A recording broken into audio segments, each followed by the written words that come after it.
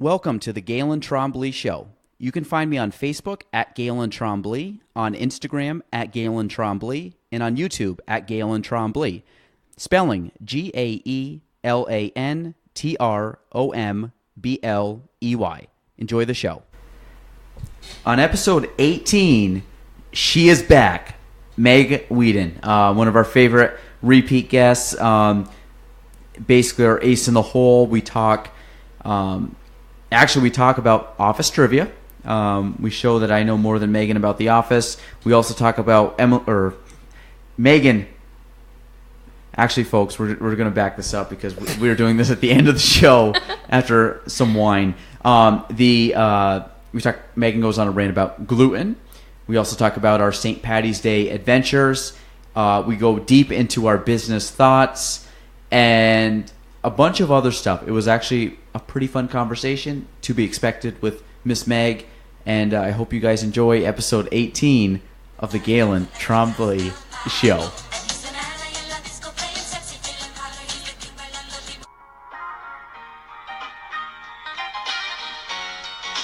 Welcome to the Galen Trombley Show.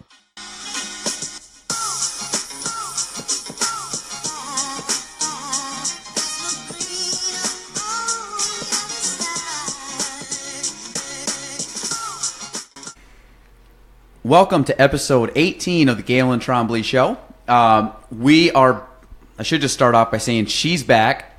The unofficial, I guess we're going to call you the unofficial co-host of the Galen Trombley Show. It is Miss Meghan Weeden back again.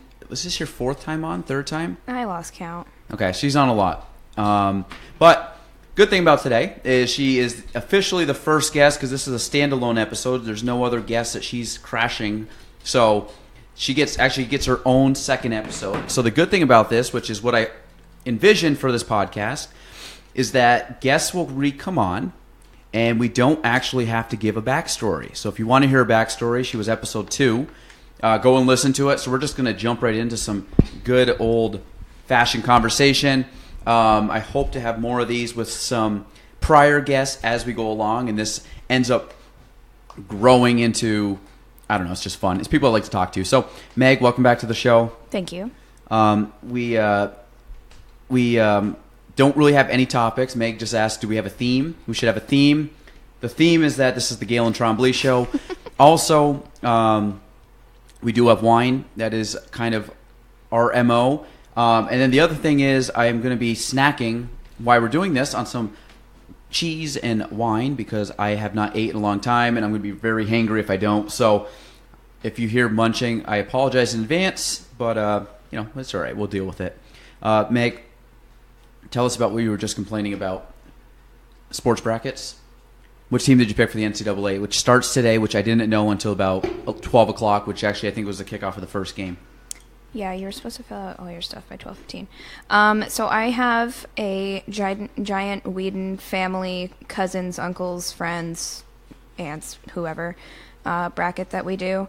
And for that bracket, I have Kansas taking it. I was hopeful, and I put Cuse through to the championship, but I'm always really just hopeful for them. And then I did start a pool for my Casella crew, and there I have Kentucky winning it. I like to do 2 different ones so you can stay alive. Yeah. I every year that Duke's in it, I pick Duke to win. I like Duke. I also like Notre Dame. Not a good year. Did not make it. When isn't Duke in it? They're every year. But they're the number 1 seed this year. Are they the overall number 1 seed? I don't know. I watched 20 minutes of college basketball this year. I don't watch it at all. My first couple of years, I picked schools that I had heard of. Oh, that's good. And obviously kind of base it on the rank of the team. But now I just kind of pick for funsies. And I kind of understand, because I've paid attention at least to the March Madness tournament. I've kind of paid attention the last 3-4 years that I've participated in brackets. So we'll see. That wine does hit you. I told you. So I pick Duke. Typically, if I watch and I kind of pay attention throughout the year, I kind of have a little more thought to it. I picked my bracket in probably a minute 30, about 90 seconds, and I just went click, click, click, basically picking all the high seeds. I snuck UVM in there, which last time I heard they were losing. Probably by the time of actually we're talking, they probably have already lost. You can check on that. Yeah, I'm gonna check. If they win, that'd be great. But I'm pulling for Duke. I think actually I filled out one bracket. I think it was like an ESPN bracket or something. UVM did lose. Yeah, I figured. Someone said they were down by quite a bit. I think I have Duke playing UNC in the finals. And I honestly don't know. That's so basic. Well, I'm going for that. Actually, fun. I think a fact about it. There was only one ever. I think it was like 06, 07, where all the number one seeds made it to the Final Four. That's only happened once ever. So I've done that plenty of times, which doesn't make any sense because there's always going to be like an 11, 12, 13 seed that's going to win. I just don't follow it. I don't have time, and I really don't care. I like Duke. I really do like watching them. I can't sit still for 2 hours and watch a game. Unless I'm at like a bar hanging out with people at a house. Yeah. Or like a Christmas or Thanksgiving or like something like that, or birthday party when everybody else is just kind of hanging around and you have nothing to do but watch a basketball game. I'll watch it. I do love basketball though, but I don't know. I don't think I'm kind of ticked. I wish I would have watched it. I tried to watch them, but I didn't even know it was on until like 12:30. Someone's like, "Hey, today's opening day," so should have been better at that, but we'll see. Usually, I just wait till the Final Four and just watch those games. You agree? Yeah. Yeah. Okay. Did you play? You didn't play. Never mind. You didn't play basketball. Absolutely not. We've already talked about this. You were a figure skater, but can you shoot a basketball? Yeah, actually, so you're kind of like a hockey background, but I mean more hockey than. I mean, like, I'm definitely not super talented by any means, but in middle school, we used to have to, they'd split lunch period in half, and you got half lunch, and then half you had to read, and then every 5 or 6 days, you got to go down to the gym and get out your energy, and I didn't have any friends in that with me, so I just sat by myself, and I actually learned to shoot foul shots backwards really well by myself. And that's what I did in 7th grade. It's a cool party trick right there. Yeah, except... Did you win some horse games? No.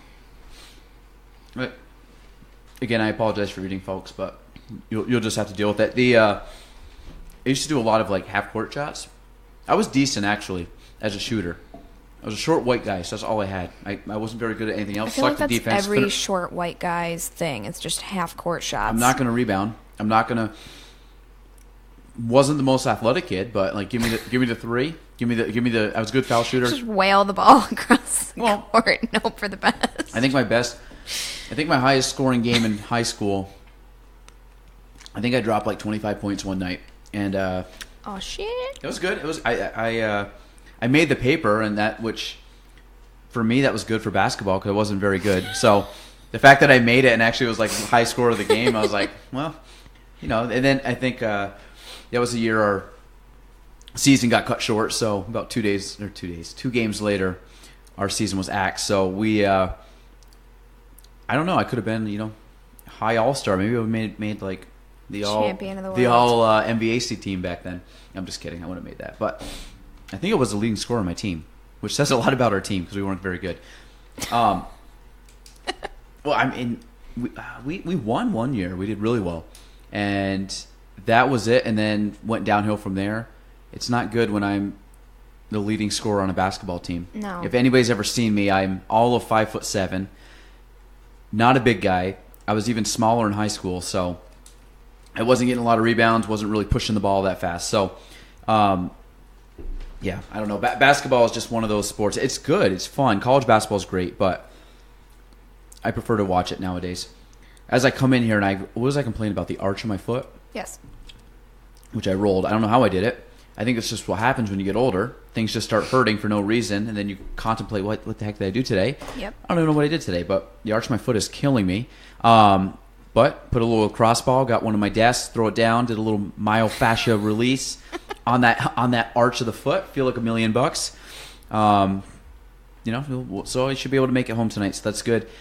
Meg, what's on your 80s, 90s, 2000s music playlist that we need some theme music to this thing. So yesterday, the last 2 days, I was down in Syracuse for some sales training for work, and that's a long drive. It's like 4 hours from here. So I downloaded a Ladies of the 80s, 90s, and 2000s playlist on Spotify, and it was pretty good, not gonna lie. Got Madonna on there. Who else? Are you a karaoke like car singer? Do you sing in the car? I sing in the car when I'm by myself. I'm really awful. Do you really hit it though? Like you go high for the notes? It depends on the song. My favorite is when you're riding in the car by yourself and you're listening and you're just like, belt it. like, but you don't know the words, so you're just kind of like. My favorite's when I rap because I know probably every 10 words I'll know like one thing, so I'm like, and then you say like the ending beat, and you're like, yeah, I know it's the last word of the verse. The last word that everybody because it rhymes, and I know what's coming next. Exactly, I'm like, it's coming, and then all of a sudden, the worst is when I'm saying something, and all of a sudden it's like the wrong verse, and I'm like, boom, I come in, I'm like, that's next verse or the verse before, so. I'm very bad with lyrics unless it's a song that I've heard 1,000 times and I know every lyric. Okay, but you know when you hear a song and you're either like you're listening to it in a different way, like whether you like now have headphones in and you've not worn headphones ever listening to this or like whatever, you can just hear it better, and you hear what's actually said and realize that you've been saying complete fucking nonsense. Ooh, early for swearing. Sorry, podcast, but. Sorry, we have explicit on the podcast for that. You actually the first. I shouldn't say that. Jordy also dropped an F-bomb very early in her podcast. Ooh. And I go, Jordy, I said... Jordy, my girl. I said, Jordy, but this is producer Jordy. I said something, and she goes, I don't fucking care. I'm like, I said, Jordan, your mom's listening. I don't care. I'm like, okay, well, here we go. Yeah, Party I got started. my mouth from my mother, so... Party started, all right. Sorry, keep going. Oh, yes, and you realize that you've been singing absolute nonsense. Like a sentence that makes no sense at all, but you thought those were the words, and you just... went with it for the last like 8 years of your life, and now you're finally hearing this song in the correct way. It's like when you actually look up lyrics. Yes. The other thing is when you look up lyrics to songs and you finally realize like what were these, like when did they write these lyrics, because there's like obviously like there's rap or whatever, it doesn't really make sense anyways even if you listen to it, but like if you listen to like jam band music and you listen to the lyrics, you're like, what were they talking about? I didn't know the song was talking about X, Y, or Z. Sometimes I do that. Like Apple Music has all the lyrics there, so you kind of like follow through. So like there's times I'll literally just be sitting there and like, I know it's bad, but for like a half hour, I'm just like scrolling through and like reading lyrics of songs, and I'm like, that's what they've said this whole time, because they're just like mumbling it down and like, oh, they're talking. I don't even know. Like, I think I talked with Ryan and Leah in the podcast about like Dave Matthews. Like he like. Oh yeah. Sometimes you can't understand him, and all of a sudden I'm like, he's talking about what in that song? Yeah, have you ever like listened to Warehouse? That's exactly the one I was thinking of. Is he's just like he's such a mush mouth. Yeah. When he sings, but there's other ones that their enunciation is perfect. Yep. The one thing though is if you listen to like a studio recording and then you listen to the song again, either live or like a live album, when they actually like it's different than the record, because the record they might have said something that kind of blended real quick and you didn't know, and then all of a sudden you hear it live, or you hear the best one is when you hear a cover. So somebody actually says it's a cover, but they pronunciate it different. You're like, wait, that's what the lyrics are? Yep. I thought the lyrics were like... And then you go back and listen to it, and your mind's just completely blown. Yeah.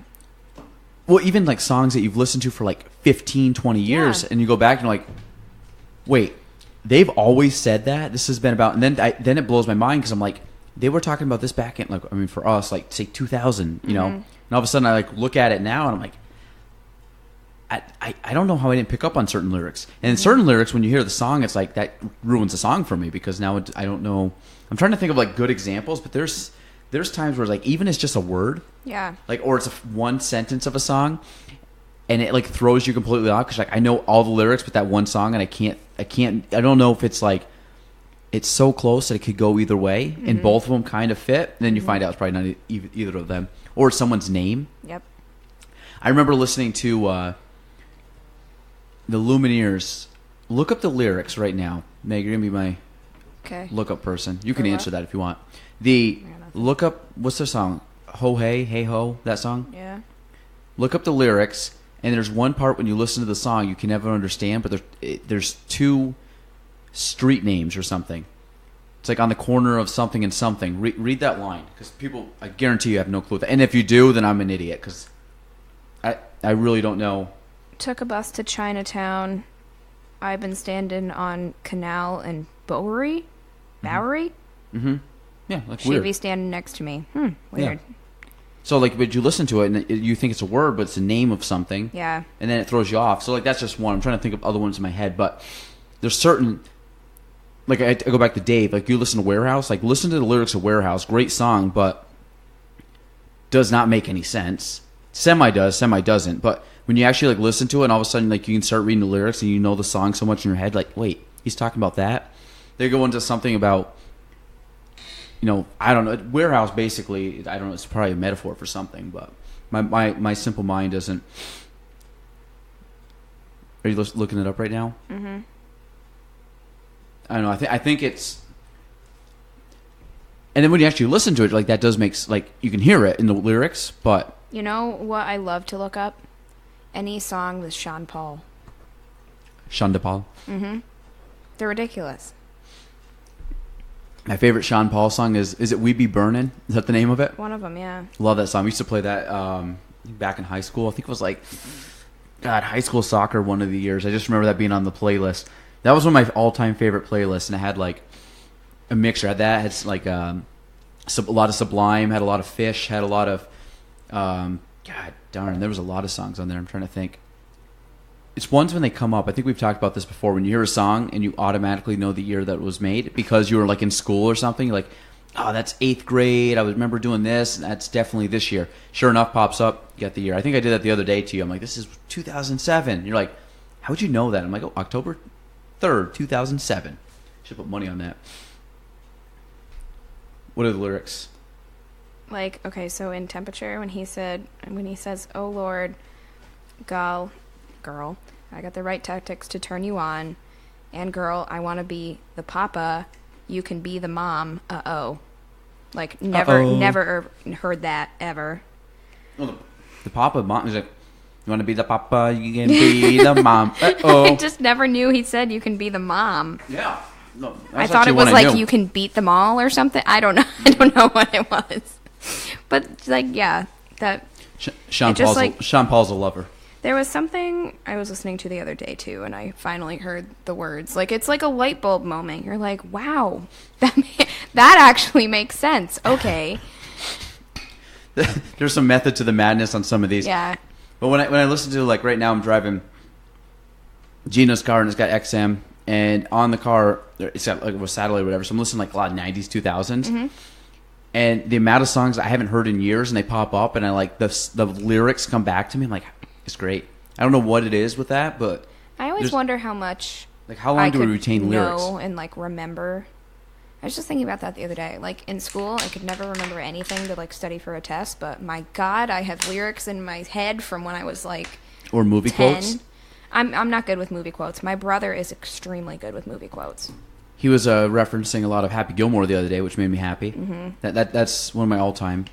I would say some of my most quoted movies, Happy Gilmore for sure, Billy Madison, Superbad, definitely. There's a few other ones, everybody... I'm not good with this one. Step Brothers. A lot of people quote Step Brothers and Wedding Crashers. I've seen them because they're so ridiculous. But I've seen them both, but I have not seen them enough where I memorize the lines. Mm-hmm. The other three I just mentioned, 100%. I could probably... verbatim the whole movie, especially Happy Gilmore. My God, that's a great movie. I actually watched that the other day for the first time in years, and you realize how young Sandler looks, and you realize how stupid the movie was. Mm-hmm. But I still remember how much I still love that movie. Oh yeah, it makes no sense. And then freaking Chubbs and Shooter McGavin when he's riding on a little tricycle and he's waving his hand Shooter. But yeah, and then is it Mr. Larson with the nail gun in his head? Yep. Actually, I think your brother was the one that brought that up when he's like, I believe that's Mr. Gilmore. He chases him down, takes the gold jacket. You can bet on me seeing you in the parking lot. Your ball, believe your ball struck my foot, Shooter. Yeah, no, that. How's the golf game looking, Meg? I actually told my dad today that I have signed up, or I have been signed up for tournaments at work already, and I need to. Have you played in a tournament with him? Back out there, no. Would he let you? Would that be an enjoyable round? For him, love my dad to death. He's the best guy in the world, but cannot be coached by him. Frustrates me. Frustrates my brother. My brother went bowling with him last night, of all things. Same thing. Really? Yeah. I suck at bowling. You saw actually, you were at the 80K thing. Yeah, I hate bowling. I was on a group. I don't think anybody on my team really. One girl, Cassie, I think bowled a little bit. I didn't bowl. I forgot who the other one, I forgot who her fourth was. Jenny and someone else. I definitely didn't bowl, and I was like the worst person on my team. I think I got like a 70. But it was all right. I had fun. I probably could have got some techniques. I'm terrible at bowling. It's one of my... I usually pick up sports fairly quickly. Bowling has never been a sport I could pick up. And it's the simplest sport in the world. There's like a technique, and I just don't have it. And it's so straightforward. I don't know if it's like I got to... Everybody's always like, you got to like cup it and turn it and do this stuff. I literally just go and I'm like a step up from the little kid that like two hands it down. I just basically like straight wrist and just try to throw it down the middle. And of course, I don't know. I probably got bad bone structure in my wrist, and it curves left or right. And I gutter ball a lot, quite a bit. Well, it's not straight. Like, you think that I would roll. I could be able to roll on a straight line down the center. It doesn't happen. I mean, I probably should go more, but then you got the shoes. The shoes bother me. It grosses me out. It's just weird. Balls gross me out. Like, the seats gross me out. 3 things that nobody should ever share. 4 things nobody should ever share ever. Shoes. I'm ready for this list. Shoes. I don't like... I'm talking about like things. Like shoes you never share with anybody. I think it's gross. 5. Shoes and socks. I added socks late to that. I don't like sharing socks. I don't like sharing shoes. Underwear, no. Shorts, like swimming shorts, no. The last one, deodorant, no. Toothbrush? Well, within reason. Needles? I mean, like, whoever has asked you, can I borrow your toothbrush? No one's ever asked me, but I'm just saying. Like, I'm saying, like, we have like a giant cup of toothbrushes at our camp, and nobody knows whose they are. Gross. You better boil those down. No, I threw them out. I was thank you. This is enough. You're better off just not brushing your teeth. Yeah, no. I don't know. I used to freak out when I was a kid. Like, I would have grabbed someone's toothbrush and used it, and I realized, and I threw them out. Like, done. Can't do it. And then I got a new toothbrush and rebrushed my teeth. Which, deodorant. People have asked me to use deodorant. No, not sharing my deodorant. I don't know if that's weird. Is that a weird thing? That doesn't bother me. But you would share deodorant with somebody? Yeah, my friends, but not like some random person. No, I mean like a friend asked me, can I borrow your deodorant? I'm like, no, that's gross. Well, you also exercise a lot, and my friends and I don't really. That's... Yeah, but it's still like perspiring, and I don't work out that much. I got to work out. Tomorrow's gonna be my first day in a week, so looking forward to that. You don't know about it, but there's like this open thing for CrossFit, and you got to do... I know about it. Okay. I don't live under a rock. Okay. Well, I forgot. Probably Emily. But I did the last one, and tonight's the last one event, which they're probably announcing in like an hour. But so I'll find out what that is late tonight, and then I'll go in tomorrow, rush in real quick and do it because I got to be somewhere. So like I got like a window of like an hour to like get to the gym, do it, and leave. And I got to kind of like squeeze in between everybody else trying to do it. I'll pull it off. I'm hoping it's like a 8-minute type workout. Quick. In, out. So go home and shower and do my thing. You gonna do it, Meg? No. Okay. You're like giving me that look. You're like, yeah, you're crazy. Everyone mark my words. I will never CrossFit. Ever. Never say never, Meg. No, I'm absolutely saying never. No, one thing I would never do, skydive. Would never do that. Oh, I would. Never rock climb. I would not. Have you seen that movie yet? Well, I think I told you about it. I want to watch it. No. The guy that climbs the front of the cliff without anything. Yeah. Talk about having a stroke. I don't even know if I want to watch it because I think I'd get very uncomfortable. Like, not in a good way. I know it's a movie. God, I know he makes it up. Whatever. But I think because know they're taking videos of him down and you're just seeing down below, and that would freak me out. I got a little bit of fear of heights. I don't think heights really bother me, but like, no, I'm not really a hiker either. Like, I like mountains, but I like sitting and looking at the mountains. Like, I don't really need to climb it to feel good about myself. I sit in a chair. You know what? You know what's really freaky? There's something, and I swear to God, this makes me uncomfortable. And there's actually like a thing that's like a fear of this. Mm-hmm. And it's odd, but it's like I almost don't want to say it because then people are going to show me, and I swear to God, it's the most uncomfortable thing in the world. What? And I hope people out there actually find this uncomfortable. And if not, I will not Google this, but you can Google it. It's the fear of many, many, many small holes. What does that even mean? Google. Like on something? Anything. Google right now. Like, no, Google fear of many small holes. I'm probably butchering it wrong. I want to wait till you bring it up because then people are going to be like, this kid is crazy. But there really is a fear of that. And I don't know what it's called. It's something phobia, but... Trypophobia? Is it? Is that what it is? An aversion to the sight of irregular patterns or clusters of small holes or bumps. It is not officially recognized as a mental disorder, but may fall under the broad category of a specific phobia if fear is involved and is excessive and distressing. I'm not sure what you're talking about here, man. Hit images. Is there images on that? It's just like a bunch of like pores, basically. But, yeah, it's gross. Okay, well, honey, your face is porous. I hate to tell you that. Yeah, but like if you zoom in on some of that crap, like that freaks me out. All right, just so everyone knows. What's that bottom left one? I don't want to see it, Meg. I'm literally not going to look at that thing. What is the bottom left one? It's like. You have no problem looking at that stuff? No. I glanced at it for 30 It looks okay. So there's one of the pictures as an example is honeycomb. Which is kind of freaky. It's not freaky. Well, depending how it's angled. What's the next one? What's the bottom left one? The bottom left. It looked like a finger with holes in it. Yes. Is that what it is?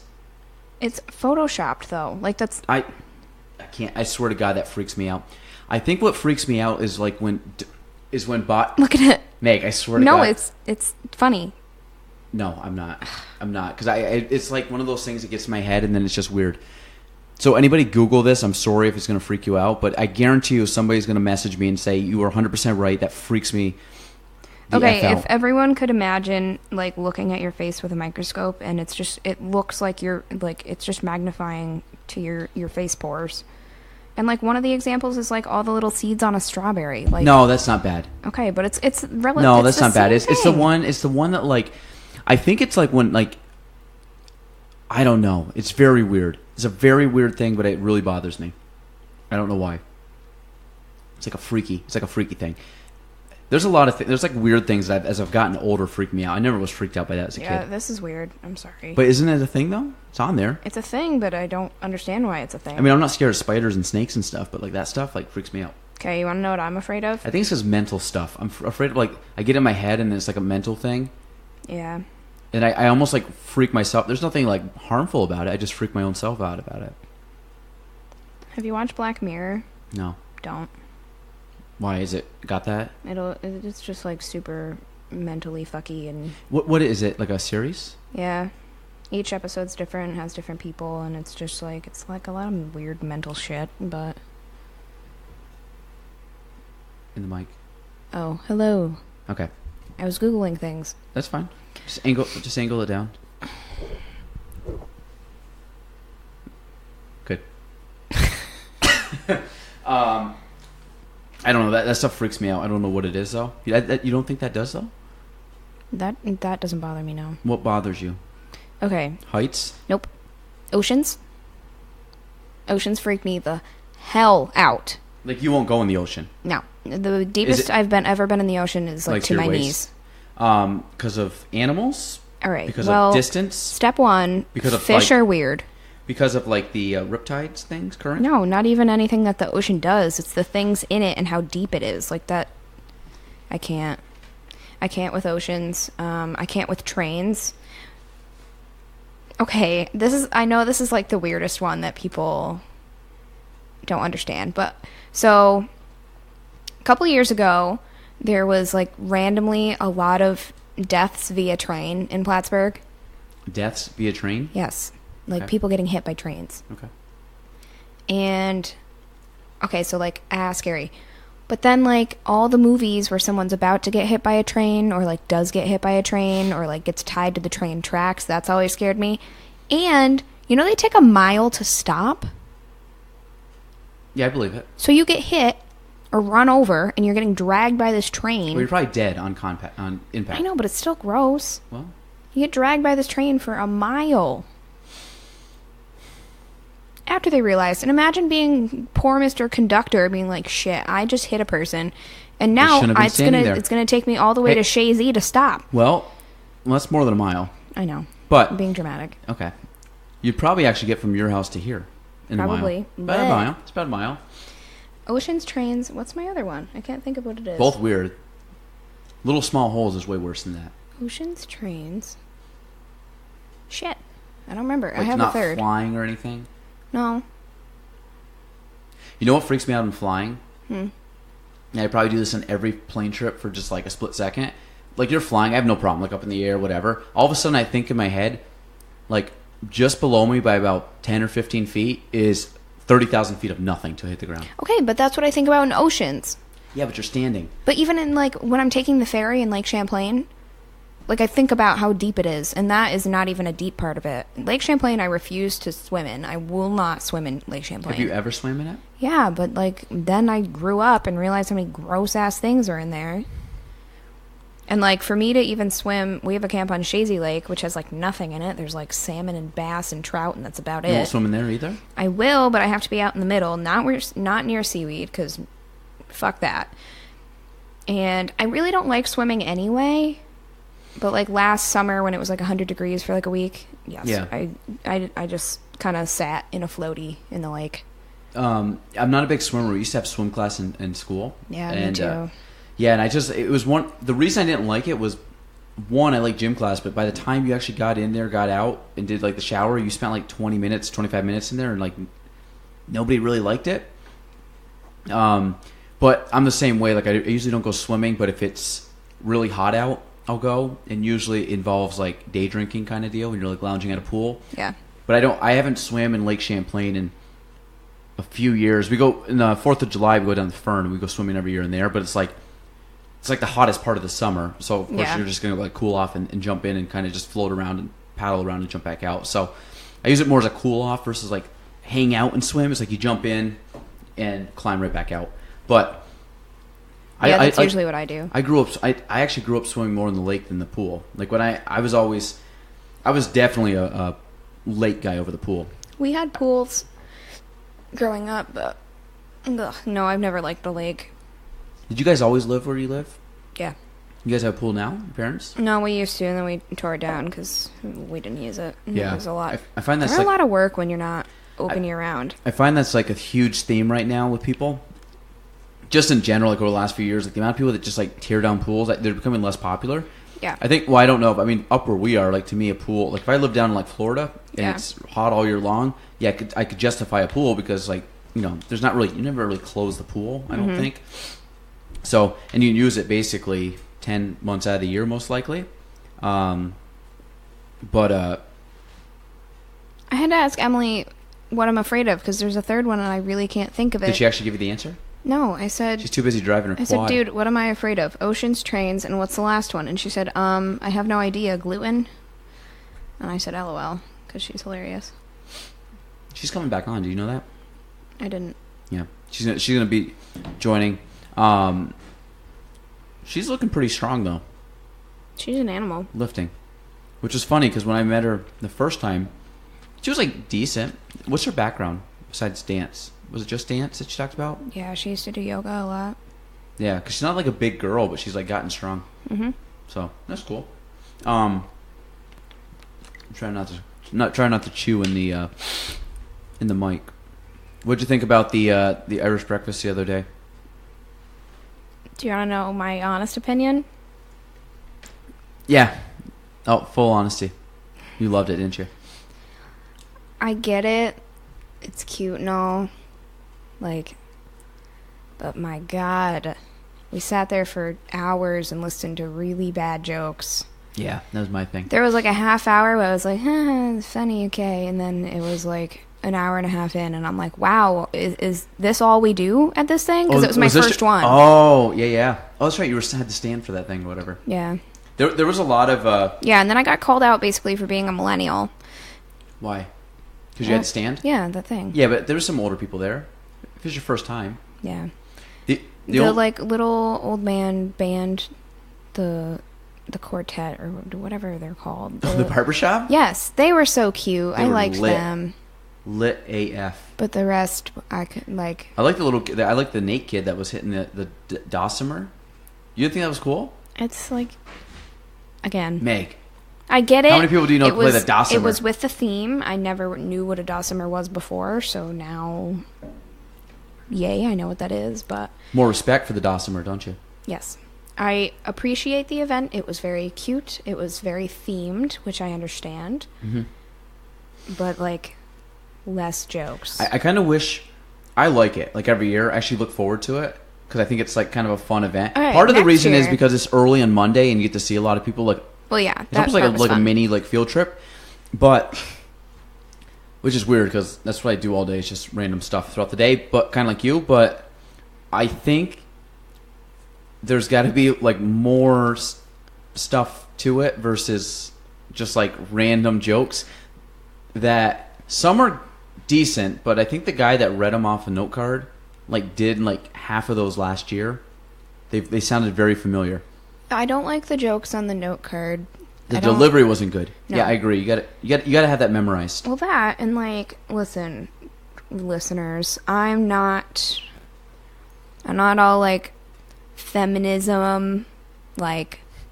I wish people could see you right now, Meg. I'm your hand gestures. The double, rock, she's throwing the up rock double, symbol. the double rock symbol.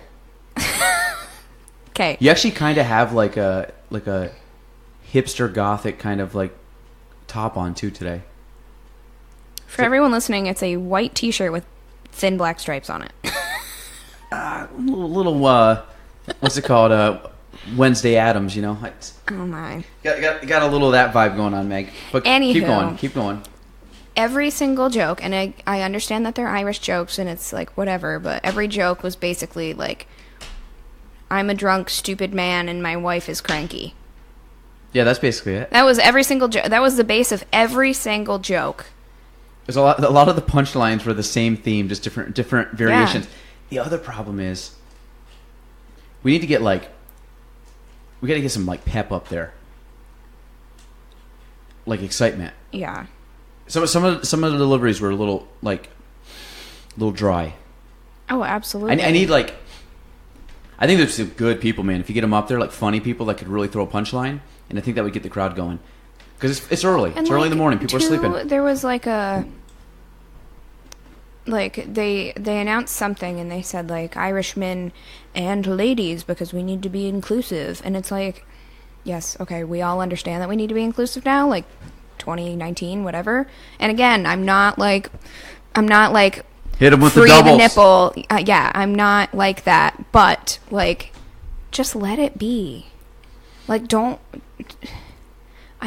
seem annoyed by it. Don't be excessive about it. Just coexist as two different types of people under the same roof. I don't get it, but anyway. Are you? I think you're the same as me. The again, we don't go into politics, but like the sensitivity of people nowadays is ridiculous. Oh, it is ridiculous, and I don't want to come off as being sensitive to what was said, but at the same time, like, just don't. Like, you could have said Irishmen and ladies. Done. Move on. You didn't have to say Irishmen, pause, and ladies, because we need to be inclusive these days. Like, just, okay, you just made yourself sound like an idiot. I think just in general, when it gets to that, like, there's probably, I say probably, and of course people will be like, oh, you said probably, there definitely is, blah, blah. Like, I don't know a lot of, like, I don't really know anybody that's sexist kind of deal. Like, legit is. Like, I don't think I know of anybody. And I think everybody that freaks out about that stuff is just overly sensitive. Like I think it's just one of those deals, like when you're talking to somebody and you make a gesture. I say guys all the time, meaning like more than one person. Like if I say, like if I was like you and Emily, like, hey guys, what do you want to do? And I've never really had any backlash to it, but I've always thought like people are going to be like freaking out and be like, you know, that I said guys, meaning like, which is I guess guys, and what's the term, like guys and ladies? Is ladies the opposite of guys? Like like male, female? I guess, yeah. So I'm not going to be like, I would never say to like a guy and a girl, hey ladies, what do you want to do? But I'd say, hey guys, just as I don't know, is that like interchangeable? I've always said guys as like a group of people. I don't care. Like, what are you guys doing? But I always find like, are people going to freak out if I said guys, which is dumb because if there's no intent behind it, you know, if I was like, well, what do you dudes want to do? Then that's like one thing because then just kind of like being a dick about it. Sometimes I say folks just because I think I'm funny. I actually used to say folks all the time. I used to have roommates and I'd always say night folks. I don't know why I said it, but I did it every night. I think I still say that to a group If of I'm people. addressing a crowd, usually just in my own dry humor, I say folks and hope that somebody laughs. I actually do too, which doesn't... It's usually if there's more than one person, and it's usually always if I'm leaving. Like leaving to a house or leaving like back in the day, like to go to bed or something, I'd always be like, all right, night, folks, and just like, Yeah. I don't know. It's weird. I don't know where folks comes from. I've never called anybody folks. But I do say it's not like I like. It's like subconsciously that's what I say. I don't go out of my way to say. I say y'all all the time. Folks, all y'all. There's a thing one time. I don't say all y'all because that's redundant. It's what y'all. are all y'all doing? No, what are y'all doing? Well, y'all with the Y''ALL. Yeah, but you can't say is that an actual all of y'all because y'all is you all. So if you say all of you all, it's redundant. Is y'all an actual form? You know, like there, THEY''RE is Y''ALL. Well, no. Yes. Because it's kind of like a compound merge word. Again, I don't remember. Yeah, that but from it's high more school, of a slang thing, I think. That's like given a spelling because it's so popular. Y'all. I don't think I've ever said y'all. Oh, I say it all the time. Again, because I think I'm funny. But. Well, I would say it in jest. I wouldn't actually say it like that's what I would actually say. Like, I wouldn't just say like, "Hey, what are y'all doing?" No, I do say that. What are y'all doing? Maybe I say that if I say it quick like that. What are y'all doing? What are you all doing? But in your mind, you like if you spelled out that sentence to yourself, it was you all. Yes. I intentionally say y'all.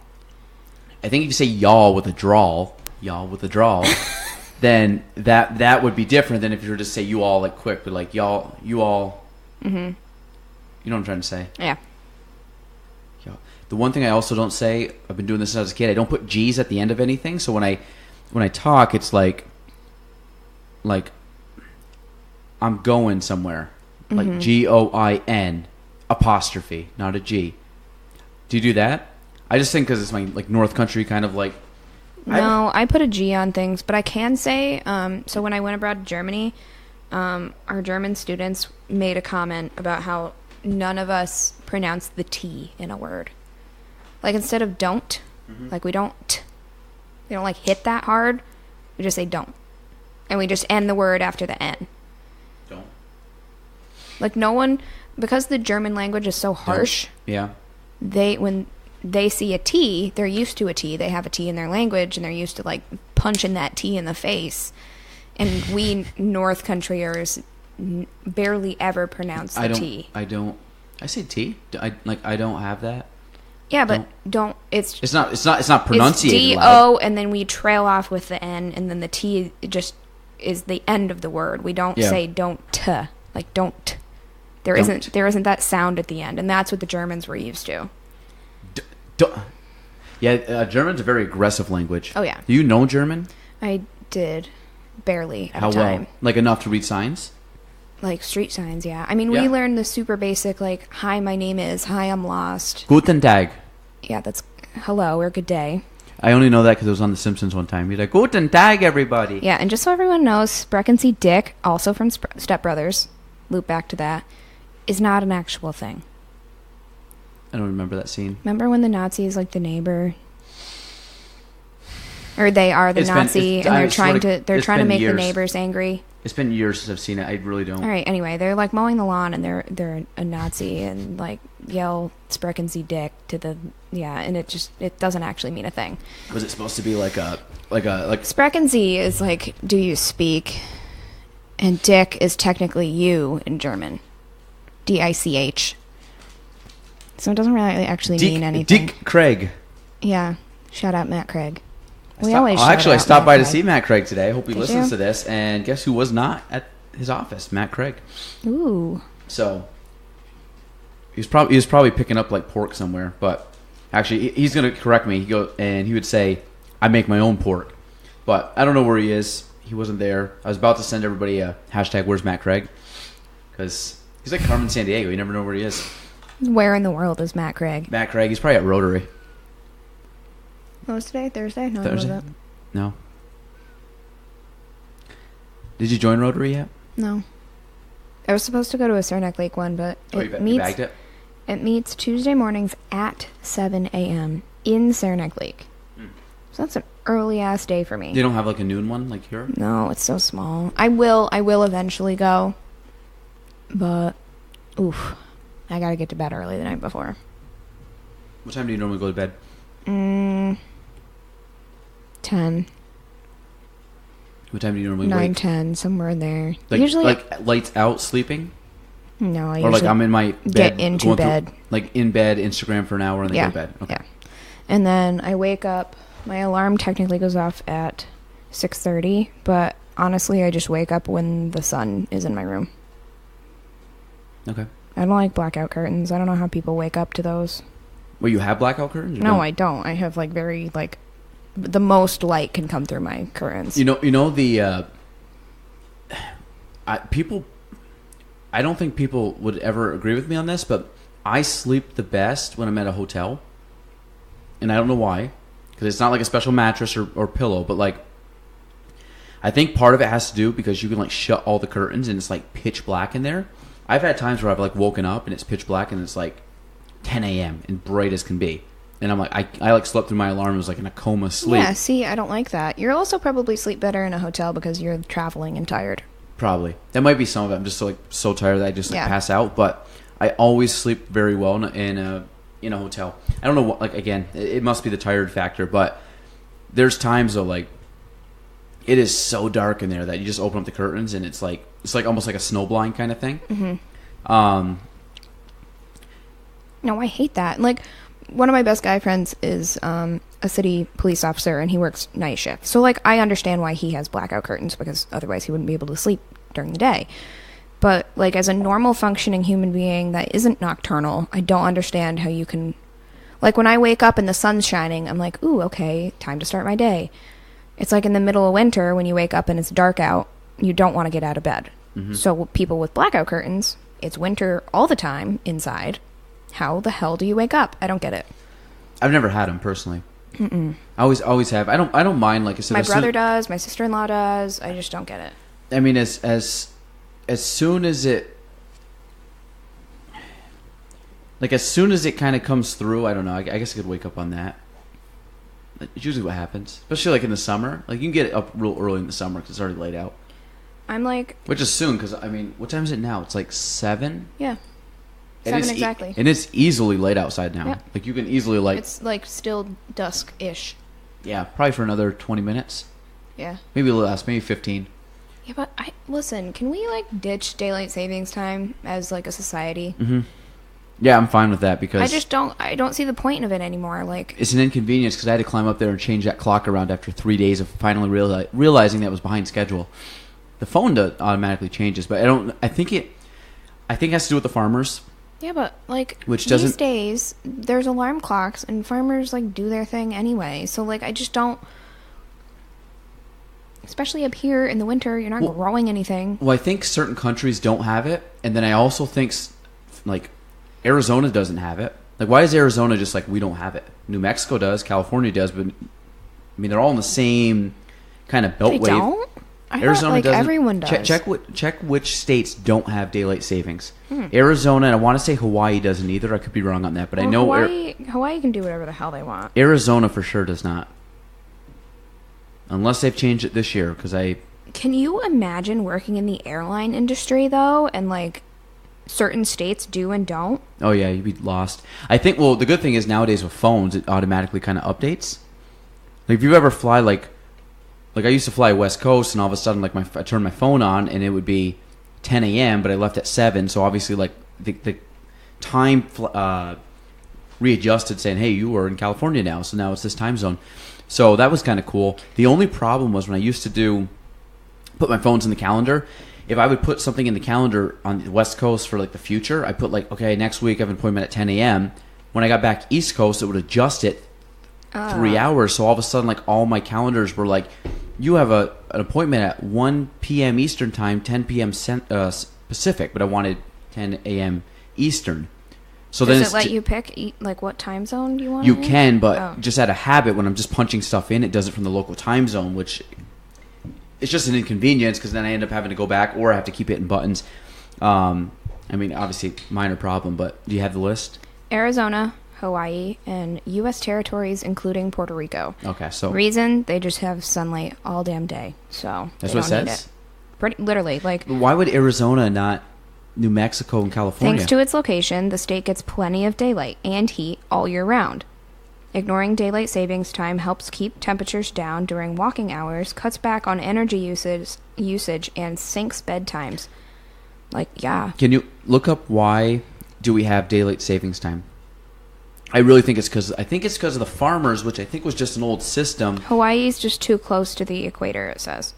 In Puerto Rico, same as Hawaii. Let's see. So I got two things. Look up why we have daylight savings time. Then I want to see how many states. It turns out daylight savings time started out nearly a century ago, back in 1918. Okay, la-di-la-di-la. Is it because of farmers? This one doesn't really say that, though. Did you type in why is The same article has reasons. It says, okay.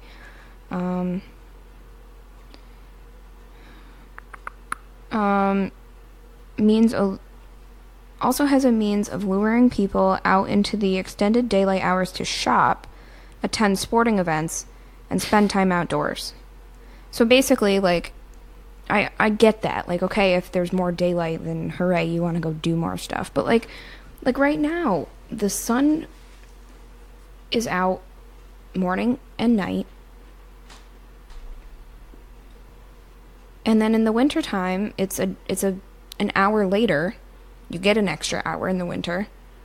But it's still dark at 4 p.m. here. So, like, there's no point. Might as well be dark at 3 p.m. Well, Who cares? I think that's what it is. They move it back to 4, where it would be technically dark at 3? Yeah. But, like, what is the difference between 4 and... Like, it doesn't matter. Yeah. Petition to get rid of daylight savings time. Other thing, can you check to see how many states have multiple time zones in their state? I can only think of one. What do you think it is? There's one state that I know has dual. Think long. Horizontally long. Yeah, that's what I'm trying to... Like, Kentucky, that's long. Close.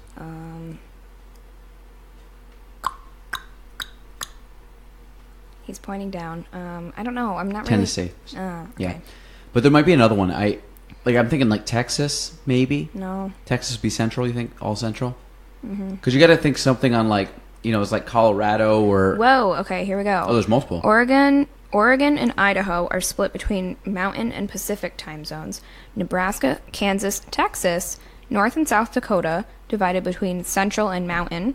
Jesus, okay. Florida, Michigan, Florida, Indiana, Kentucky, Tennessee. I don't believe this. Are Eastern and Central. Well, maybe they just, as a state, decide. Oh, you know why? Because Florida's got the panhandle. It must be like 50 miles is Central time zone. Yeah, but I think they just, as a state, it's like, yo, we're Eastern. I don't know. That was a lot. I actually... What a world. Scratch that. I thought it was just Tennessee. What a world we live in. Amazing. 2019, just great. I always wonder... There's a lot of general knowledge stuff that I don't know that I wonder how long it will take me to actually know. Like what? I don't know. Like that seemed kind of like arbitrary that I should know. That's like a random ass trivia question that they would play at a trivia game in a bar and no one would know the answer. Oh, The Office? Some asshole in the corner. The Office trivia? Yeah. They better do that again. I'm still bitter about that. I'm just going to host my own. I think if I did... Let's perfect do it. segment right now. AKYP. No, let's do it right now. Ask me a question, see if I get it.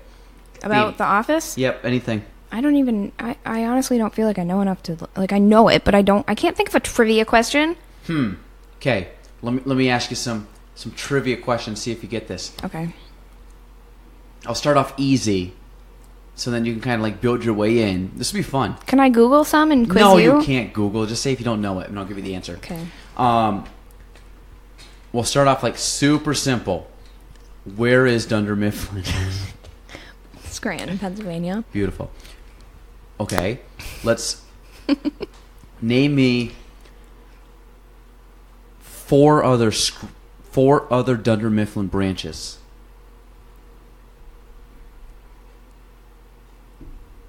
Okay, Scranton is one. But that doesn't count. 4 others. Listen, let me just think out loud here. It is a podcast. This is great. After I'm all. excited. We're talking office trivia. Let's do this. Where does Jim go to work? God damn it.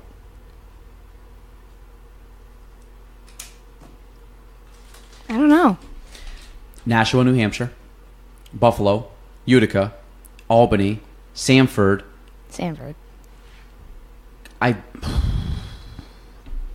I want to say...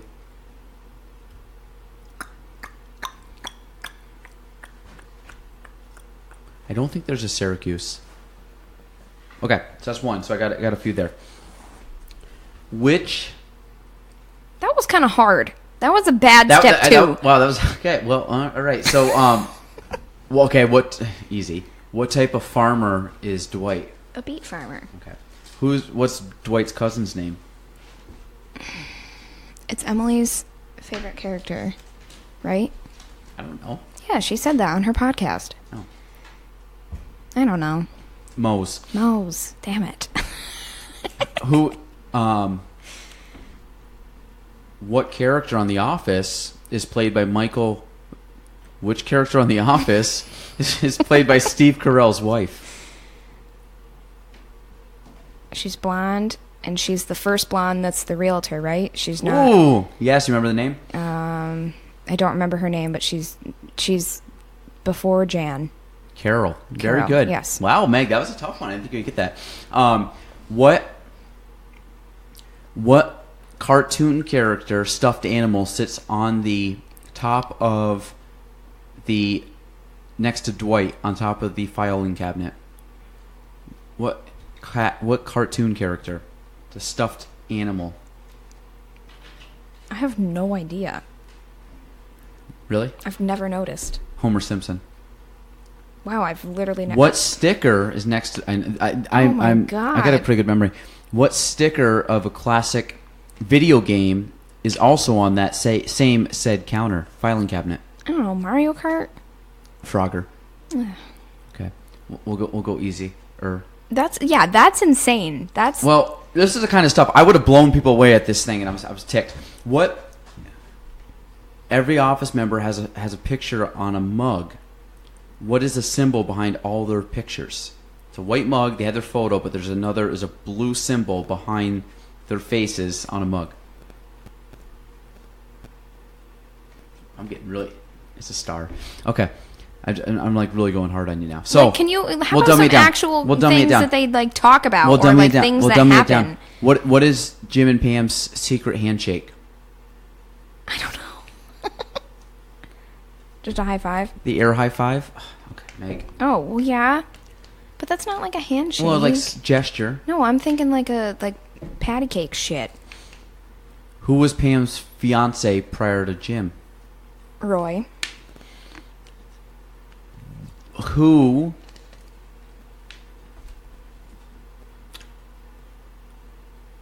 What did Michael Scott burn his foot on? The George Foreman grill. Making bacon. Correct. Ooh, making bacon, double points. There you go.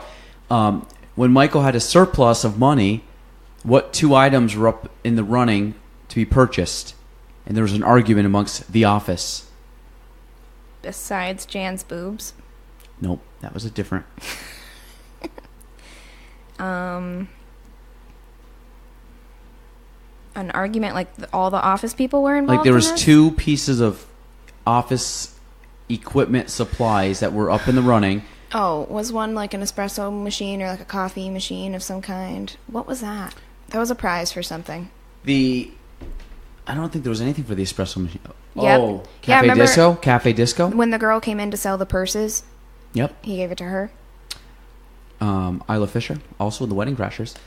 Yes, she is. Forgot her name though. Wait a minute. No, that's not the same girl. It is. What is that? Mm-hmm. Is it Amy Adams then? It's one of the two. Yes. It's Amy Adams? Yes. Is it? I think so. It's not. It's not the same girl from The Wedding Crashers. Google this. I know that. The answer to my question was a new copier, and the other one was new chairs. Pam wanted the new chairs, and pretty much everybody else wanted the new copiers. Is that when he fell in love with the chair model? Michael did, yes. In the magazine. Mm-hmm. That's funny. Which office member? Amy Adams was the purse girl. It was Amy Adams? Isla Fisher is the Wedding Crashers girl. They're very close, both redheads. Yeah, but they're two different people. Yeah, but they're close. If you do a side-by-side, like... Was it Amy Adams? Man, she went on the big things after that. Yep.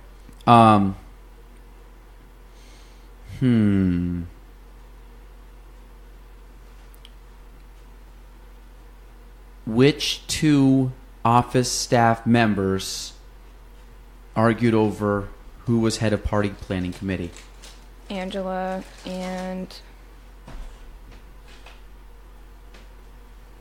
Phyllis didn't argue. Or was it Phyllis, I Yes. guess? Okay. I thought she... whatever. Where did Jim propose to Pam? Ooh. Propose.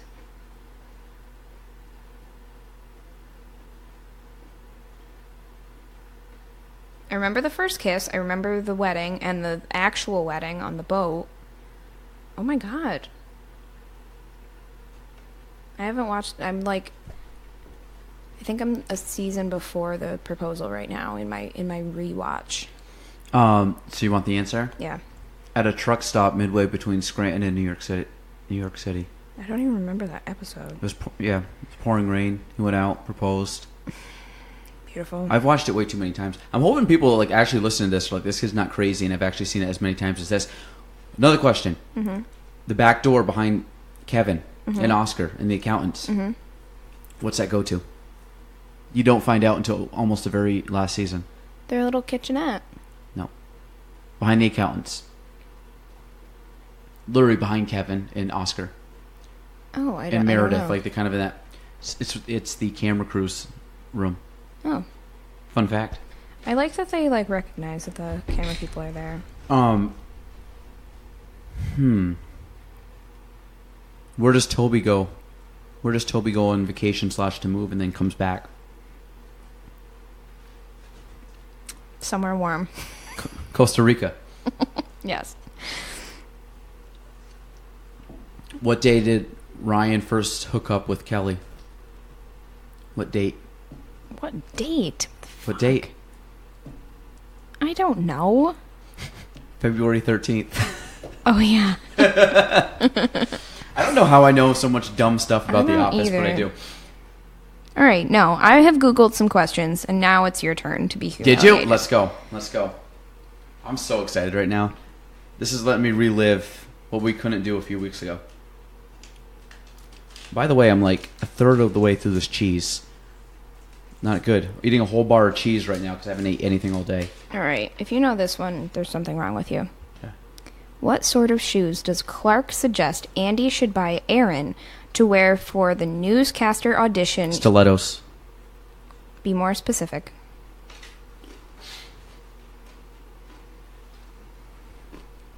Six-inch stilettos. No, it's just open-toed heels is what it says. Oh, Jesus. Okay. Okay. I do remember the episode. During his embarrassing Dundie Award presentation, Michael covers a number of popular songs. To whom is Michael presenting a Dundie Award and then sings the song along to You Sexy Thing? Ryan. Yes. That one was easy. In the episode Diversity Day, workers in the office undergo a training program on diversity. What is the reason for this needing to happen? This is like the... Because Kelly Kapoor wanted it. No. You really? That's not it? No. Wait. Diversity Day. It's like very early. Oh, no, Diversity Days. I thought it was... it was like second season. Wasn't it because Kelly wanted a position as No. Michael upset his co-workers by attempting to recreate a Chris Rock comedy routine. I would have known that one. I just watched that episode not too long ago. Well, damn it. Keep going. In the Alliance episode, Michael is asked by Oscar to donate to his nephew's walkathon for charity. How much money does Michael donate, not realizing that the donation is $50. per mile? $50. No. $5. No. $10. No. $25? $25. Damn it! I knew it was like a lot of money. And then What he is goes, Michael Scott's middle name?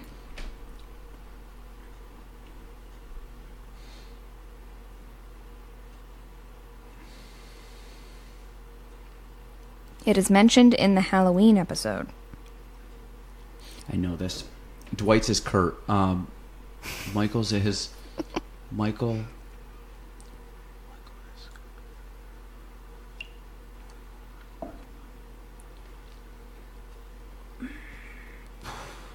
Steve? Nope. Michael. What's the letter? G. Michael Gary. Yes. Damn it. Why did I should have knew that. All right, that one's too easy. What is it? Can't say it's too easy not ask This it. character became Jim's love interest after he moved to Stamford. Seriously? No, I know. I'm Karen. Yes. I was gonna say Kate, but it's not Kate. In the basketball episode, who does Michael say is on the team? Of course. Stanley. Yes. And himself. Why? Because he's black. Yeah. But sucks. Stanley, you're black.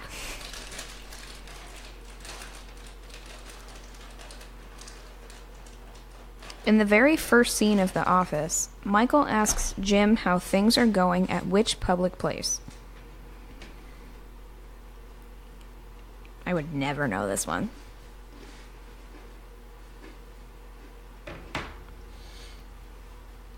At which public place? Mm-hmm. Like, I don't think they were at this place. I think they were just, he was making small talk and being Michael. I want to say like I can't remember. Like the mall or something. It's the library, and the answer, like under the answer, they give a little explanation, and it says, Michael calls the librarian on the phone sir, and the person on the other end is a female. Don't remember that at all. That was the pilot? Yeah. I never would have got that. Damn. That's stupid. I wouldn't have got that one. There was a dumb question. In season 2, episode 5, Halloween again, what is the name of the person who was fired? He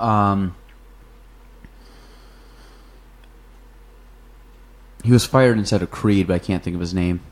Devin. Yeah, that's it. Dwight tries to fire Stanley, but is unable to. Michael also tried to fire Creed, but Creed convinced Michael that he should stay and Devin should be fired instead. Mm-hmm. Thus, Devin was let go and Yep. Creed stayed. Yep. It's pretty good on that. Because Creed's like, yeah, I remember the whole scene. Devin, damn it. Which is weird, because he wasn't on the show up until that episode. What county in Pennsylvania is the Dunder Mifflin Scranton branch located? Wilkes-Barre. No. Lackawanna. You're Lake Lackawanna? Yeah. In the Fun Run episode, what objects in Angela's freezer convinced her that Dwight had killed her cat? A bird. Do you quit? What objects in Angela's freezer convinced her that Dwight had killed her cat? Tails? Bags of frozen French fries. What? I'm going to read this to you. Okay. Please, yes, explain that. In the Fun Run episode, was the first of season 4. Meredith was in the hospital because Michael hit her with his car. Yep. Angela was reluctant to go to the hospital with her colleagues because she needed to go home to care for her cat Sprinkles. Mm-hmm. Her cat. That would have been a good one. What's Angela's cat's She name? convinced Dwight to care for Sprinkles in her place. When Dwight returned, Angela asked him if there were any problems, and he replied, well, you left the TV on and your cat is dead. He told her that he put Sprinkles in the freezer because of the odor. Later, after Angela checked out the situation at her home, she confided in Pam that she thought Dwight had killed Sprinkles. As she put it, all my bags of frozen French fries had been clawed to shreds. I never would have got that. This led to Angela to ask Pam, did Roy ever kill one of your cats?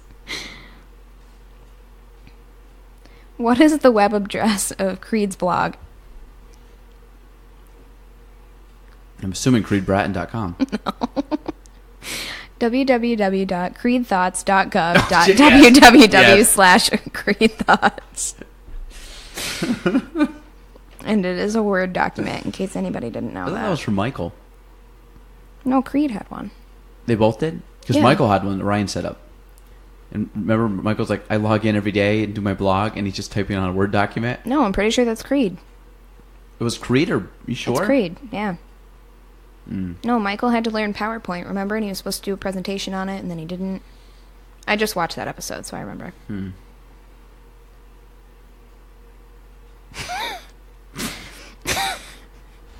In the episode Diwali, Michael eats some of Indian food and spits it out because he thought it was what?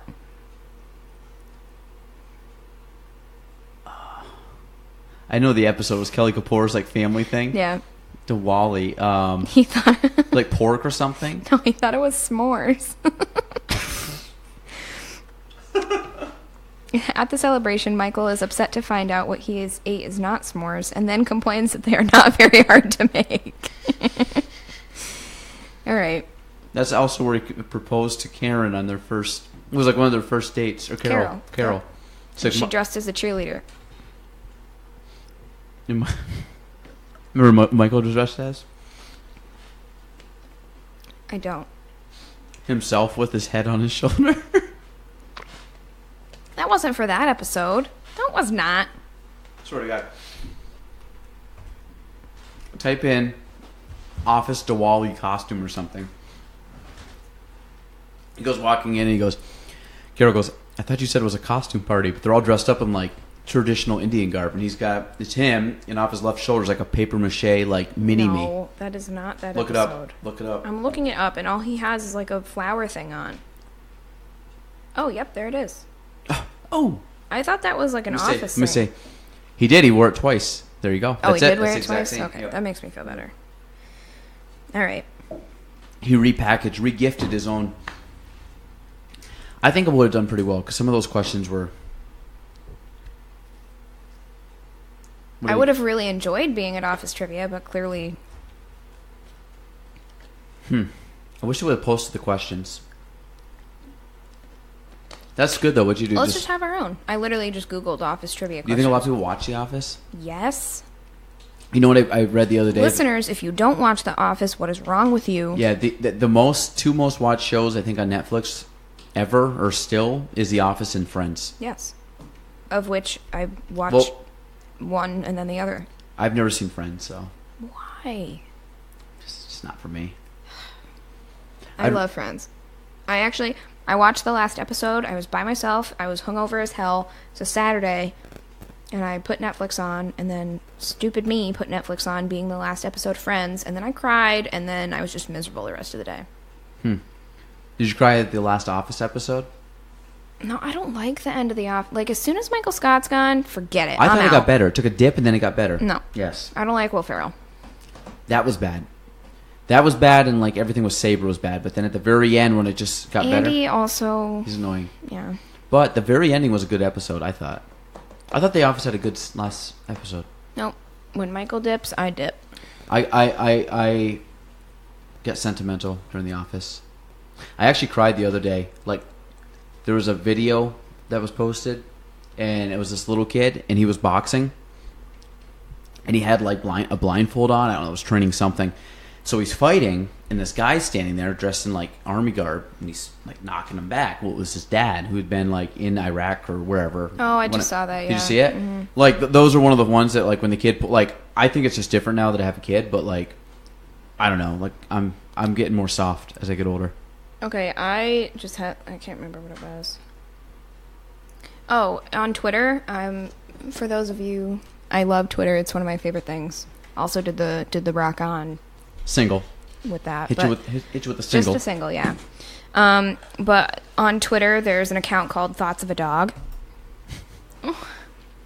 And it said, oh, yes. Thoughts of a dog. We're filling wine. Dear God. All right. It says, the human is fast asleep, but I jumped in their bed and cuddled close to remind them that I love them, because nighttime is long and I'm worried they might forget. And I was like, I actually teared up. Oh, Jesus. Okay. Oh my God, it's so sad. They're so simple. I talked to someone today, future guest on the podcast. I won't not mention her name. She's watching 5 Dogs this weekend. Who is she? I can't say it. I'll Will tell you you off tell me air. after? Okay. Off air. I want to be your friend. I dog sit. Future guest. 5 Dogs. The most I've ever watched is 3. Well, you better step your game up, girl, because she's doing a 5-bagger this week. Okay, but what size? Because I had 2 XL and 1 large. What was the XL? What's classified as an XL dog? A Newfoundland mixed with a golden retriever. All right, fair. And the other one's a German Shepherd and something, but she's also massive and vicious. Not vicious, but like will kill a rodent. There's a puppy retriever Mm-hmm. and 2 Goldens. Are you kidding me? Those are large? That's easy as hell. No. Puppies are Satan. Like that's that's hard. But golden retrievers are the easiest dogs ever. I won it because I would die. You just let them outside and just throw a tennis ball out there, and they'll entertain themselves for hours. That right there is like that's like a version of hell right there for me. Me watching 5 dogs. Yeah, because you can't breathe. Yeah, I would die. I went to a house yesterday, black lab, got near me. I was outside, luckily. Like, makes me uncomfortable. Don't mind them. Like, I think they're good pets. Are you afraid of them? No.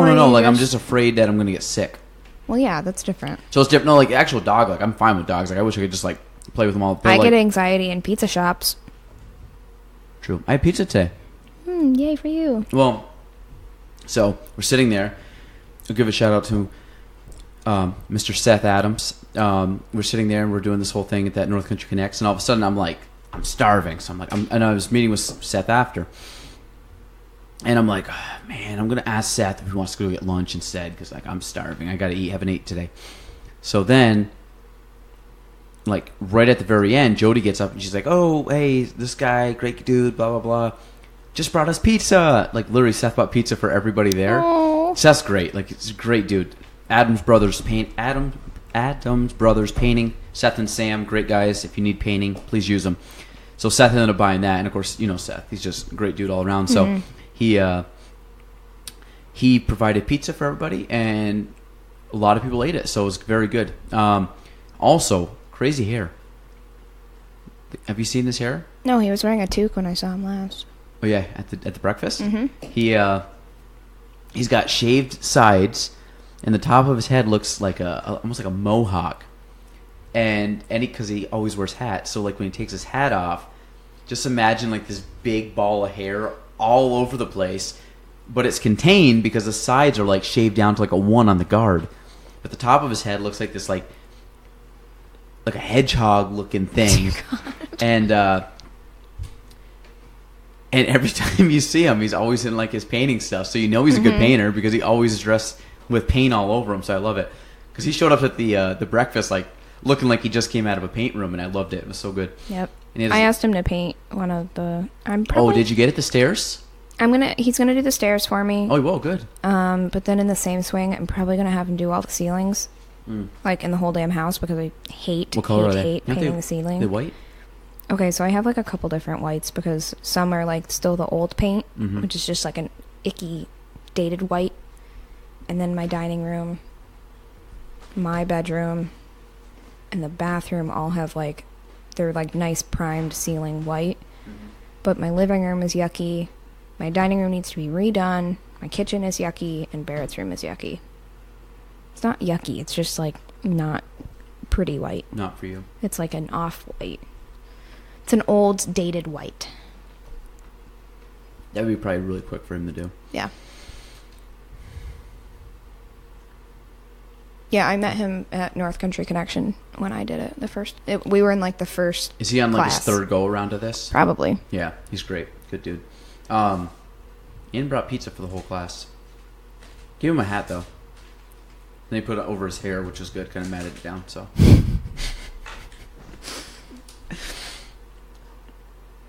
I like to paint walls. That's like, honestly, it's entertainment for myself. I go buy a $20-something can of paint and it keeps me busy all day. It's awesome. I was helping Adam. Yeah, I'm gonna help Nicole this weekend. Yeah, what day is that? Sunday. Yeah, I can't go Sunday, but I ended up using. He had this like long thing that he bought at like Lowe's for like $20, and it was like basically Stendy thing. Yeah. Yeah, but it was like pretty. And he was like, "Yeah, you can do the floor." Like it was like. Of course, I had like the little roller. That's all I trusted myself with. We were just priming, so you don't want me doing the finish coat on anything. So, no, painting's like decent. Put some music on and just like just go to town. We actually had Domino's pizza. I've had pizza back-to-back days, but it had like a really good crust on the outside. Do you eat any pizza? Gluten-free pizza. It's got cheese on it though. Yeah, whatever. How bad are you with dairy? Dairy's Is that fine for worse the than most gluten part. for you? Gluten's worse, right? Well, okay. All right. Knowledge bomb, listeners. I'm going to tell you about celiac disease, mofos. And she's also vegan. No, I am not. Capital N-O-T. Vegan. No, I like steak and I like bacon. Not like, I like bacon, but I don't like ham. You like sausage? I don't like sausage. I'm not a big. I like bacon and ham. Sausage, like, depends. Like breakfast sausage, no. No. Like cool sops. sausage with cheese, crackers, and mustard. Well, that, but I'm also thinking like peppers and onions on sausage. Like, you know, you put them on like a hoagie roll kind of thing. I don't like those either. I can eat those. Those are good. But, no, I agree. Keep going. Breakfast sausage, ground sausage, like, it's kind of a little greasy for me. I don't really love breakfast food. Okay, anyway. So, celiac disease, mofos. So, back to bio in high school. Remember, on your little small intestine, there's all these little things that look like little fingers, and they absorb all the nutrients for your body. So, if you have celiac disease and you eat gluten, which... gluten is not just wheat, it is wheat, barley, and rye. So if you think of any beer you've ever had, all wheat, barley, and or rye. What about the gluten-free beer? They're made with sorghum typically. What? Sorghum. Okay. Just different. Anyway. So when you consume gluten and have celiac disease, basically it creates like this little like acid burn reaction in your small intestine, in which burns all those little finger things that absorb the nutrients, and then thus over time you cannot absorb nutrients. Bad. Okay, so that's what celiac is. If you are gluten sensitive, you may get a bellyache. But if you don't have blood work that says your celiac disease gene is like active, then you don't have celiac. You are just sensitive.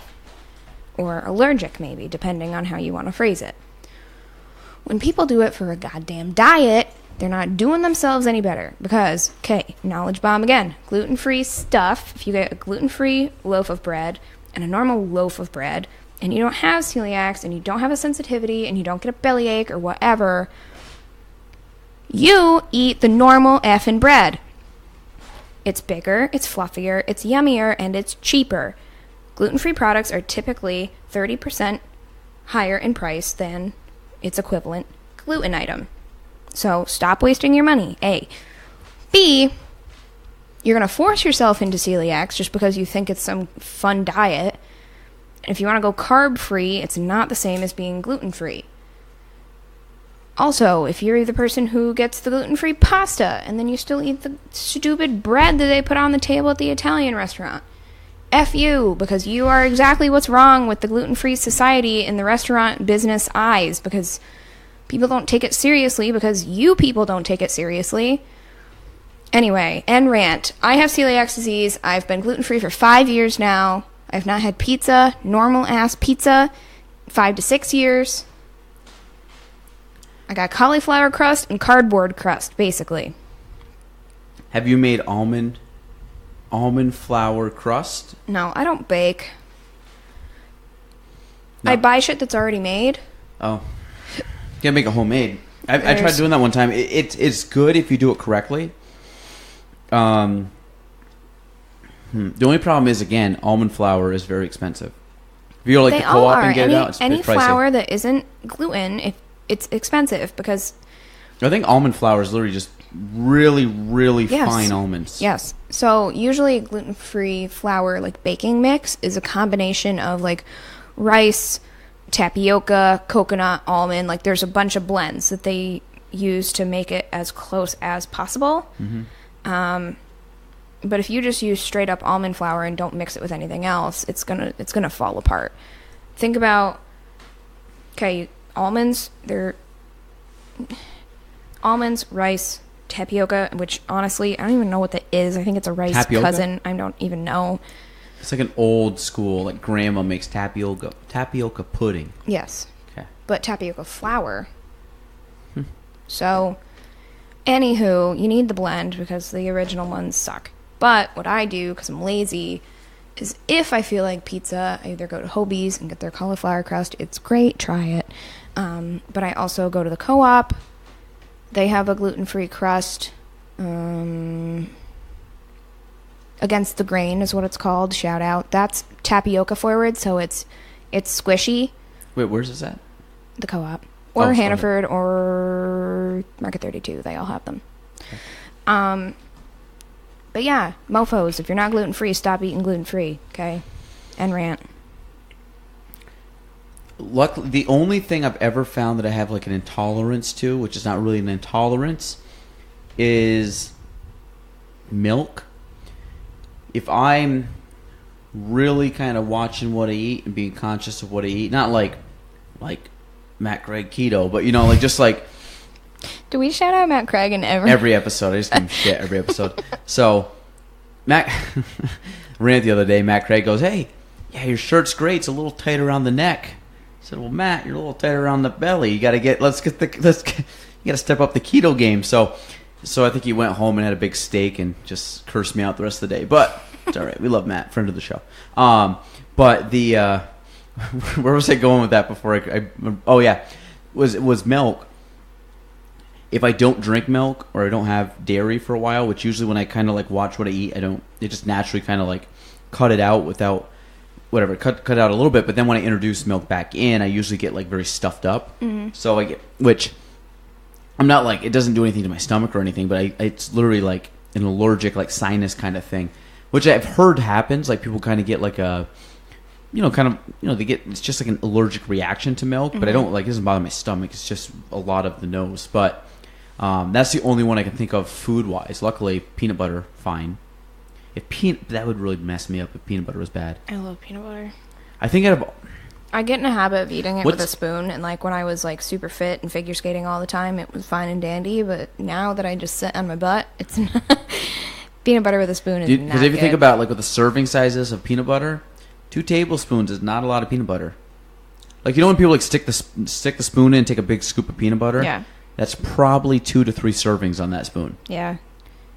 Like a tablespoon, like flat to the measury thing is not a lot. That's nothing. I have a tablespoon, but it's like stacked like 6 high. For peanut butter. Yep. That's such a great snack. Do you just one scoop bring it? So you do one big scoop. Yep. And then I go sit on the couch and watch The Office. Yep. And just kind of just munch on it. Like you just take little chunks. I lick it like it's an ice cream cone. Yeah. That's good. Mm-hmm. That sounds amazing. But, yeah, when I'm like watching what I eat again, when I'm like weighing and measuring stuff like that right there, don't roll your eyes. Emily, I'm trying. We're really trying. We're trying. Emily, I have almost a whole bottle of water completed here, honey. Little Meg's gonna turn into a grape pretty soon. We're excited. But yeah, peanut butter. A little bit of peanut butter goes a long way, but it's good. But I don't like all the funky nut butters. I'm not into almond butter, not into sun butter. Almond butter. Cashew butter. Cashew butter's okay. Cashew butter's good. I do like almond butter. The only thing is when I get almond butter, I get the raw almond butter, so it's just straight up almonds. It's grittier, has a grittier taste. The problem is if you get natural peanut butter and natural almond butter, there's no sugar in it, so it tastes a little more bland than if you were to get like Skippy or Jif, which has stuff in it. Okay, but I get the Jif natural. Yeah, there's still stuff in there. There's still palm oil. No. I read it. I'll fact look check. At the ingredients fact check this. It's actually sweetened with molasses. It's still sweetened though. There's excess sugar in it. It's not just raw or natural. Whatever. Some of us don't care. Well, I'm just saying the Skippy, keto and CrossFit the Skippy peanut butter natural actually has stuff in it, even though they call it natural, which doesn't make any sense, but it's good, so I eat it. But this is what we got to do. Actually, Emily's going to come on and talk about gut health in a couple weeks. Yeah, Emily fixed my stomach. Really? Mm-hmm. Okay, ingredients made from peanuts, sugar. Oh, wait, second ingredient. Okay, keep going. Palm oil. Oh, did I just say that too? 2% or less of salt and molasses. Well, whatever. Any soy lectin? No, and that's why I eat that peanut butter is because soy super messes with my belly. Soy is Satan. I hate soy. I hate tofu. Yep, no, gross, vomit, puke everywhere. If it's made factory made, I do not want it. Granted, as I'm eating wheat thins here, but you know what I mean. Yeah. Like it's Anything that is... I think I've only had tofu once, but like the consistency rubber. of it. Ugh. Like, you slap it and it bounces back. I don't want to eat it. Ugh. It's like Spam. Gross. Spam just sounds bad. Like, who eats Spam?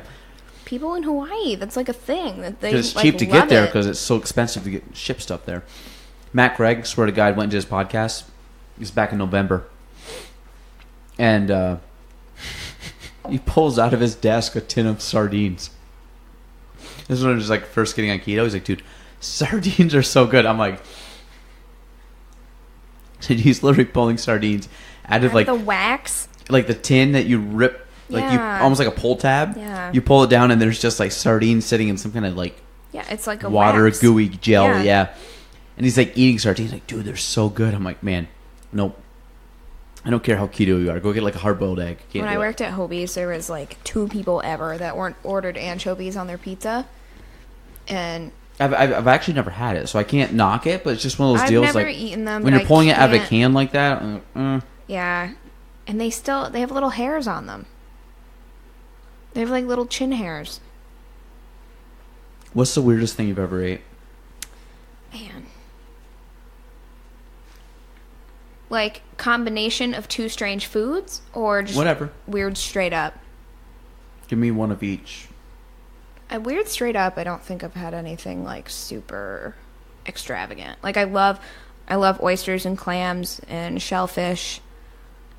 You ever had frog legs? People just freak out about Nope. frog legs. Never had frog, never had alligator, never had ostrich, never had anything like Frog legs are good. weird like I used to that. like those, but they're fried. Yeah, Fried no. anything. Fried meat is meat. It's like a chicken. Yeah. I love to eat a strange combination of food, and I don't. Carrots and peanut butter is one of my favorite snacks, and you're looking at me funny. That's so good. Well, people do celery with peanut butter. Carrots and peanut butter. Odd, but keep going. Celery is gross. You know how I sometimes love celery. sometimes you get that like really sour celery, and you just want to die a little. Do you like the green or the white, more whitish celery, or the real green? No, the real green. Yeah, me too. I like celery. I do too, but like, just trust me. Try carrots and peanut butter. It's a healthy snack. It'll get you pumped up for C-Fit or X-Fit. I don't know, whatever. Yeah, he just X-Fit. X gonna give it to you. Yeah. I don't know if I'll do peanut butter with carrots. Just try it. Okay. It's seriously one of my favorite snacks. What else? Oh, potato chips and ketchup.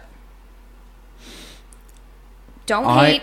It's the same damn thing as a French fry with ketchup, but it just doesn't have guts. I like ketchup chips. They're a very Canadian thing, but I always get them like when I go to 20 Below for a sub. Yeah. And they have ketchup chips. Or if I go to Zook's and they have ketchup chips, Yes. I always get ketchup chips. They're just too... There's I like too 'em. much flavor on those. Those are, but I do like those. I do like ketchup chips. Also, I've never had peanut. I've if you literally go never. to Canada and get ketchup, they actually make it with sugar. It's way better. So good. Way better. And I've said this before, and I didn't realize there was an actual difference. But I said if you've ever gone to Canada and gotten ketchup, it will blow any other ketchup away. It's sweeter. Yes, I agree, 100%. My dad had kids on his hockey team that had a dual citizenship, and they literally would get my dad a giant bottle of Canadian ketchup for Christmas. And it's like Heinz up there. It's just made different. Yeah. Well, it's the same thing. Like, so when I went to Germany, everyone's had a Haribo gummy bear at some point in time. A what? Haribo gummy. They're in the gold packets. Yep. Okay, so I'm not a gummy person. I went to Germany. Holy God, the gummies there are like heaven in your mouth. Because it's like real, actual ingredients, not just sugar and corn syrup and artificial flavoring. And then, on top of the Haribo being delicious and actually squishy, like every time I've had an American Haribo, they're like hard. Right? So, there was a specialty gummy bear shop that we went to in Germany. They had like every flavor you could imagine. They had like different shapes. How old were you when you went? 17. Yeah, so you're like, okay. You're like peak sugar level. Oh, absolutely. I came home with a heavier luggage on the way in than I did, or on the way out than I did on the way in. And I had like gifts for the family and stuff. Like, yeah, everybody buys stuff, but, like, some people bought, like, wine for their parents or, like, whatever. I straight up had, like, 30 extra pounds in my suitcase of gummy bears. Have you tried ordering them off, like, Amazon? You probably could, to be honest.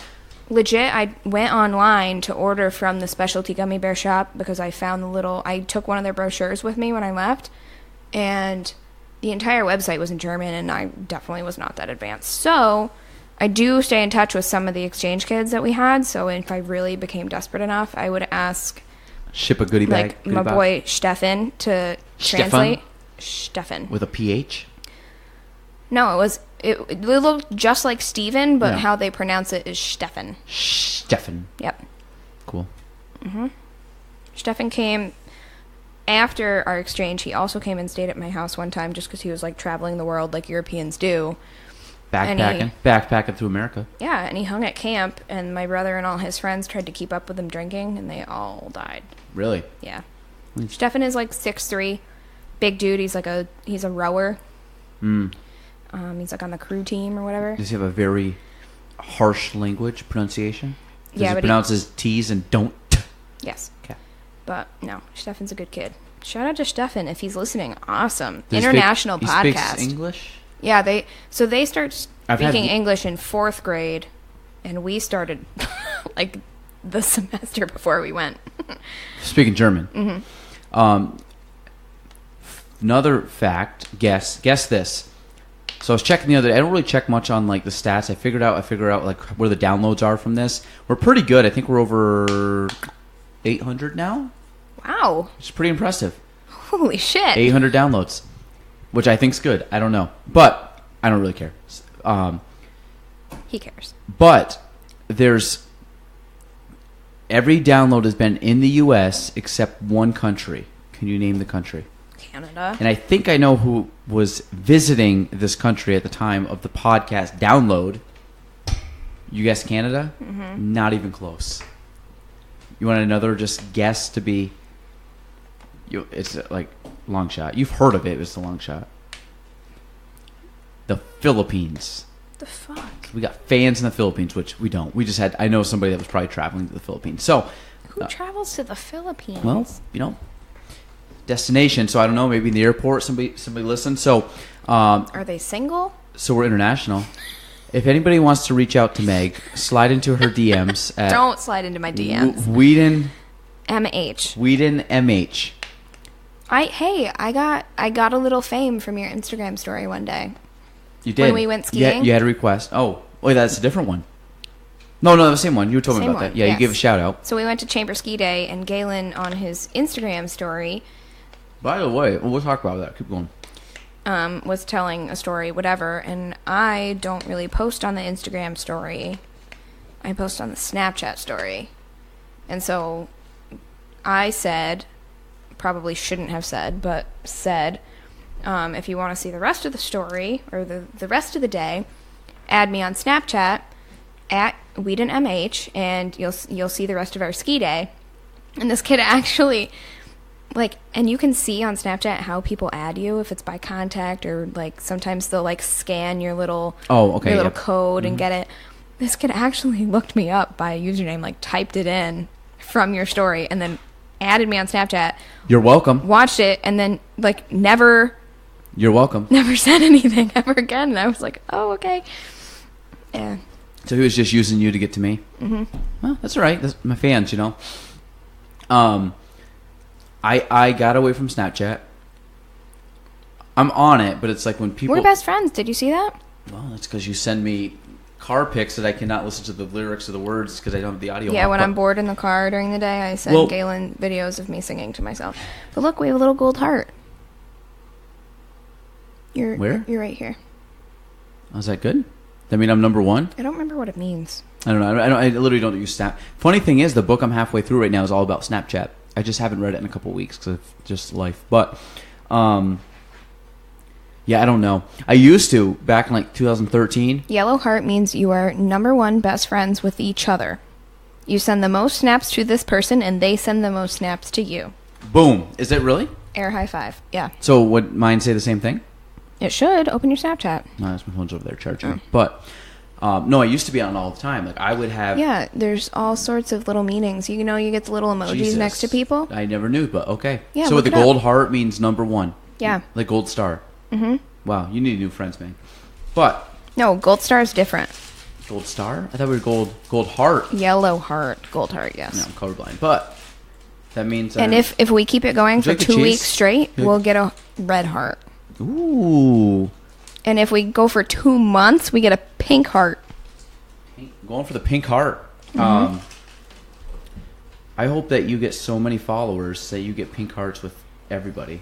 Nah, I don't really. I strictly have like 7 people that I send everything to. And So I just get I just get the mass snaps. Why don't you use Instagram stories? I don't know. I just never got on that train. I don't. Also, okay, I have a lot more followers on Instagram than I do on Snapchat. And if I post something, I mean, my Instagram posts are never anything wildly inappropriate. Like, I just have my sarcastic, dry humor captions every now and then. But I post much more inappropriate things on my Snapchat, of which I have many less friends, which Again, everybody, Meghan MH. Give her a follow. Follow me on Instagram first, and then Are you private on Instagram? Yeah. Oh. I'm private on my private one. I'm thinking about going through my private can get Instagram. Really creepy. Well, I'm thinking about going through my private Instagram that's restricted and like cutting out like 50% of the people, because like I'm like looking at it. I'm like, I really just want like 100 people maybe to follow.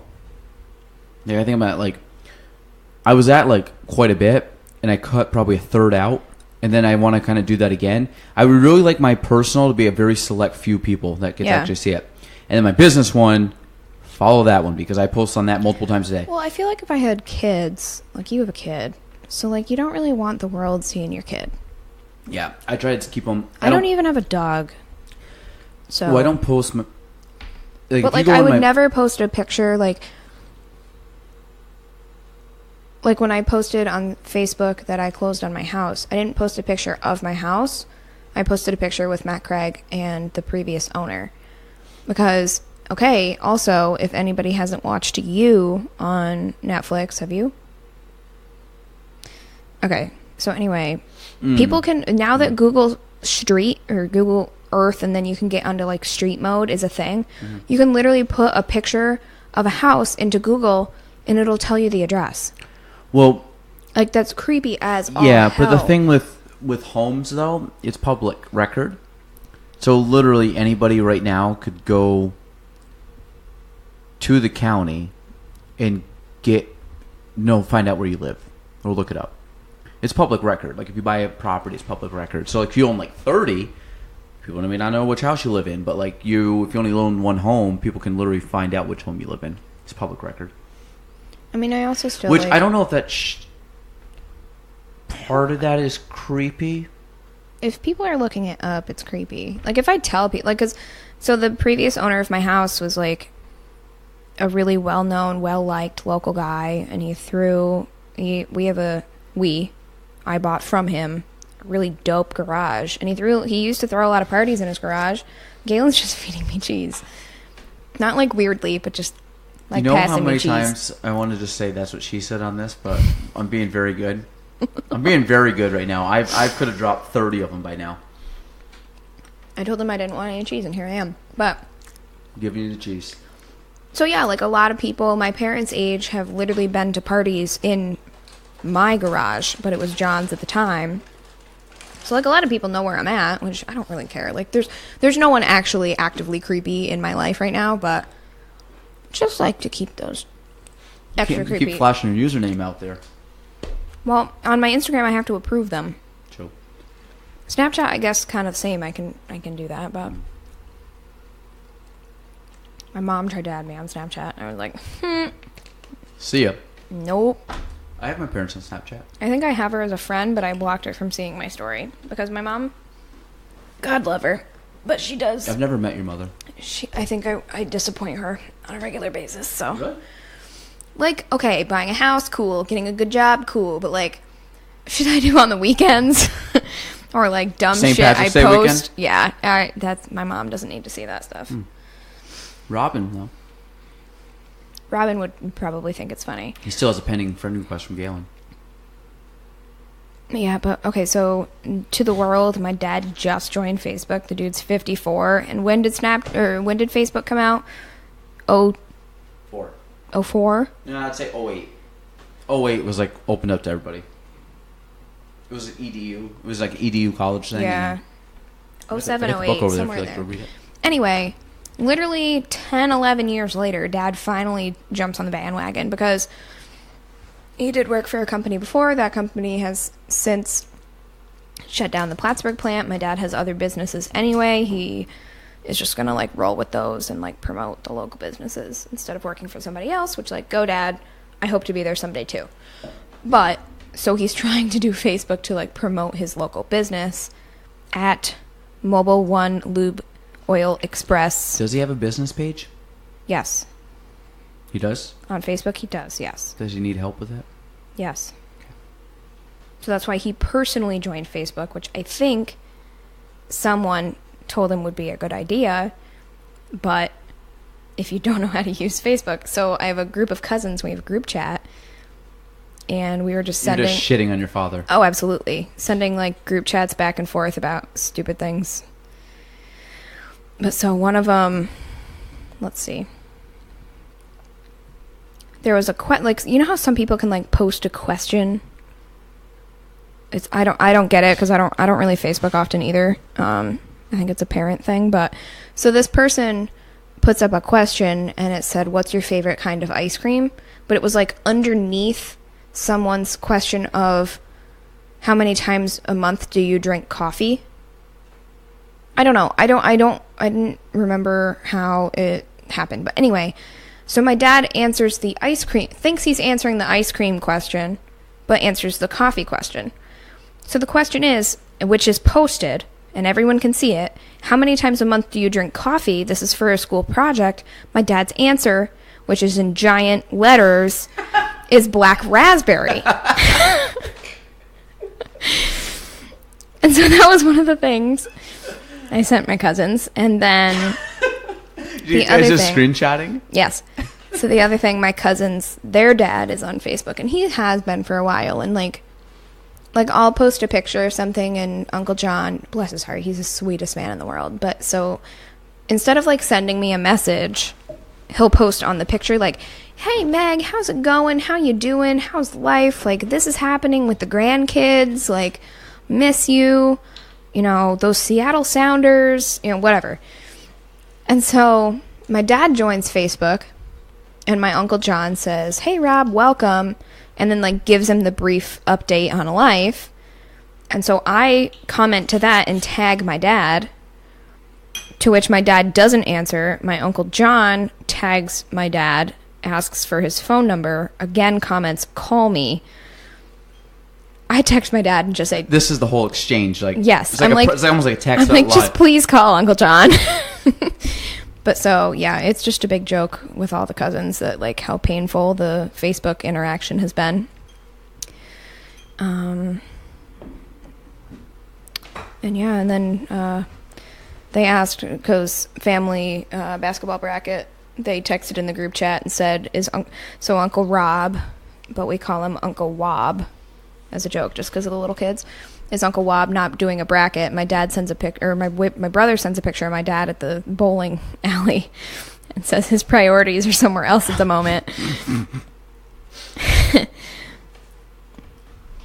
But yeah, so anyway, Dad on Facebook, not well. He's probably going to give up on it because he doesn't like it. But yeah, millennial stuff, man. Parents not understanding how to work the internet.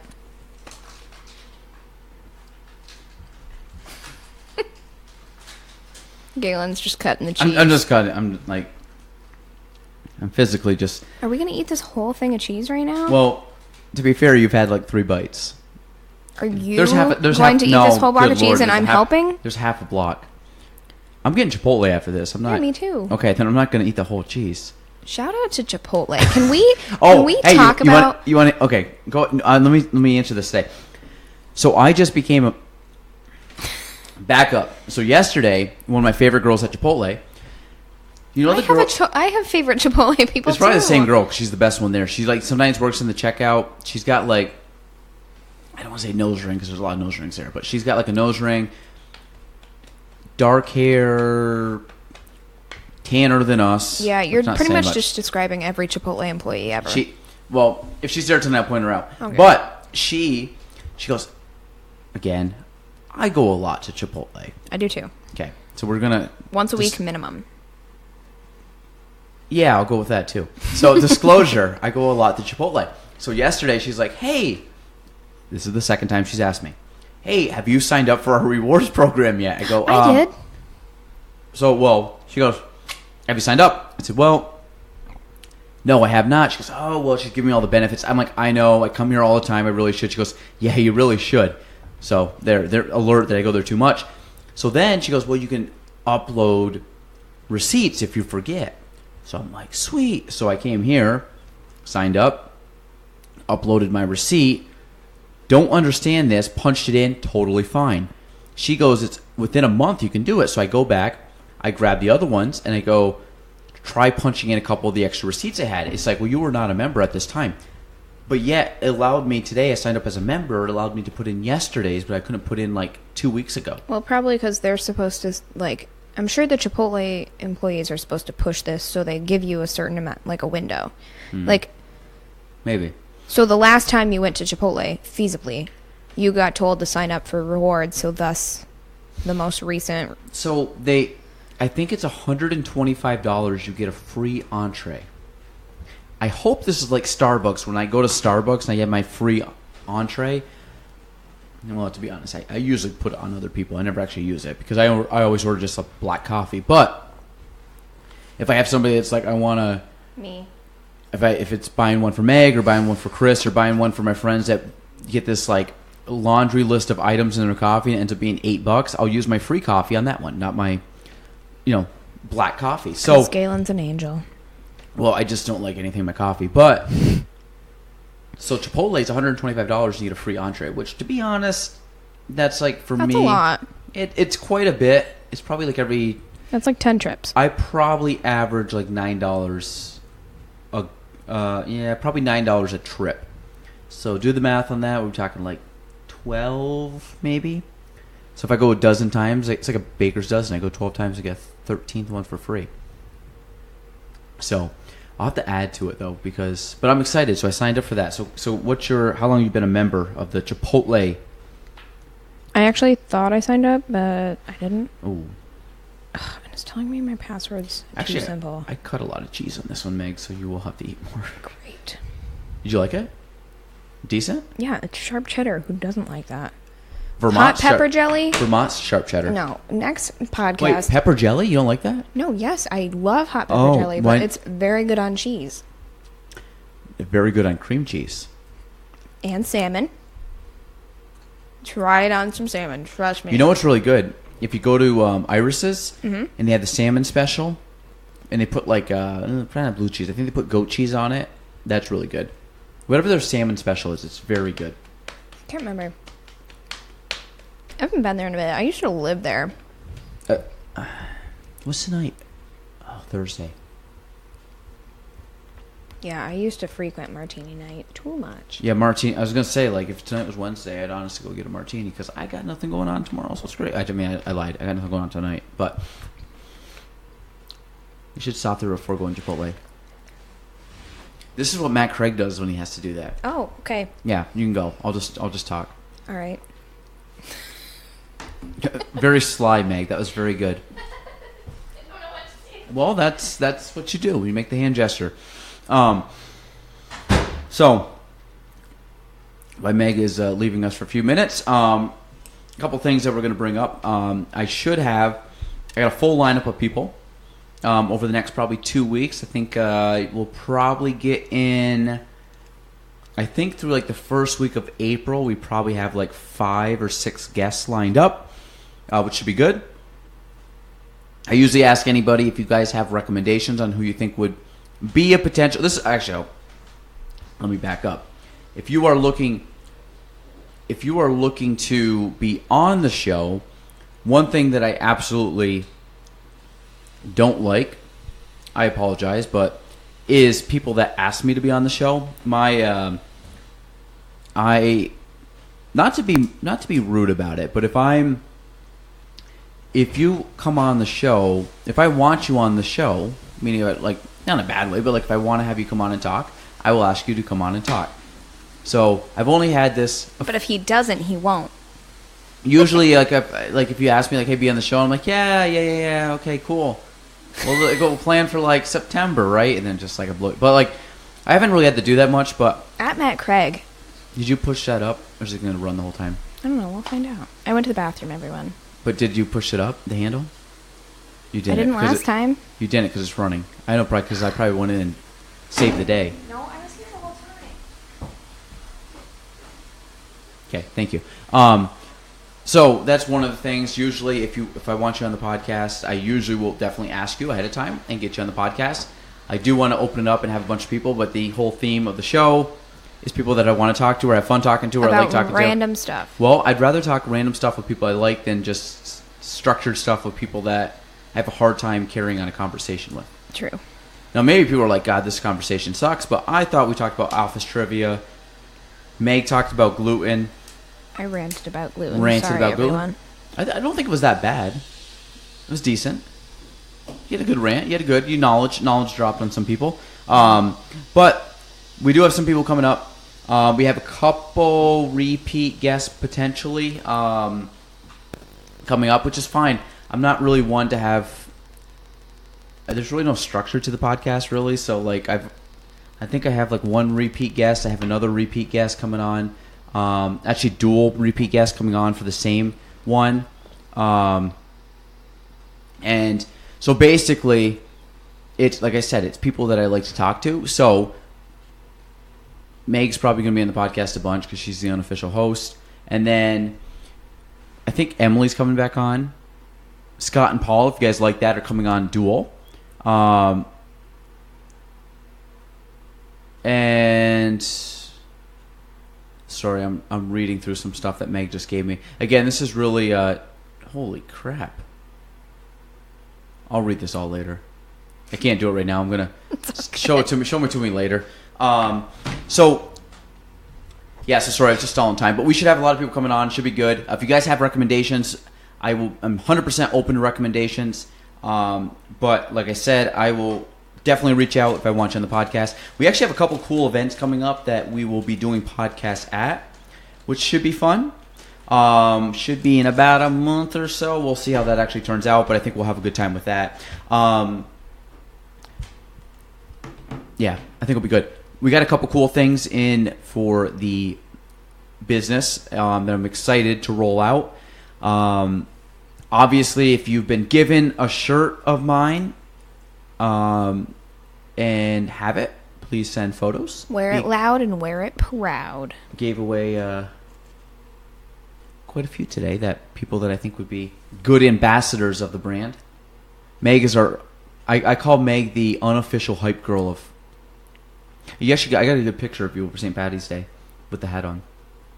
So I'll post that. You got a picture? Actually, guess God. what? Hey, let me see. Want to hear a fun fact about Megan? Meg's like, hey, we're going to have fun. We're going to hang out, blah, blah, blah. Do not. And then I saw Meg all of 5 minutes on St. Patrick's Day.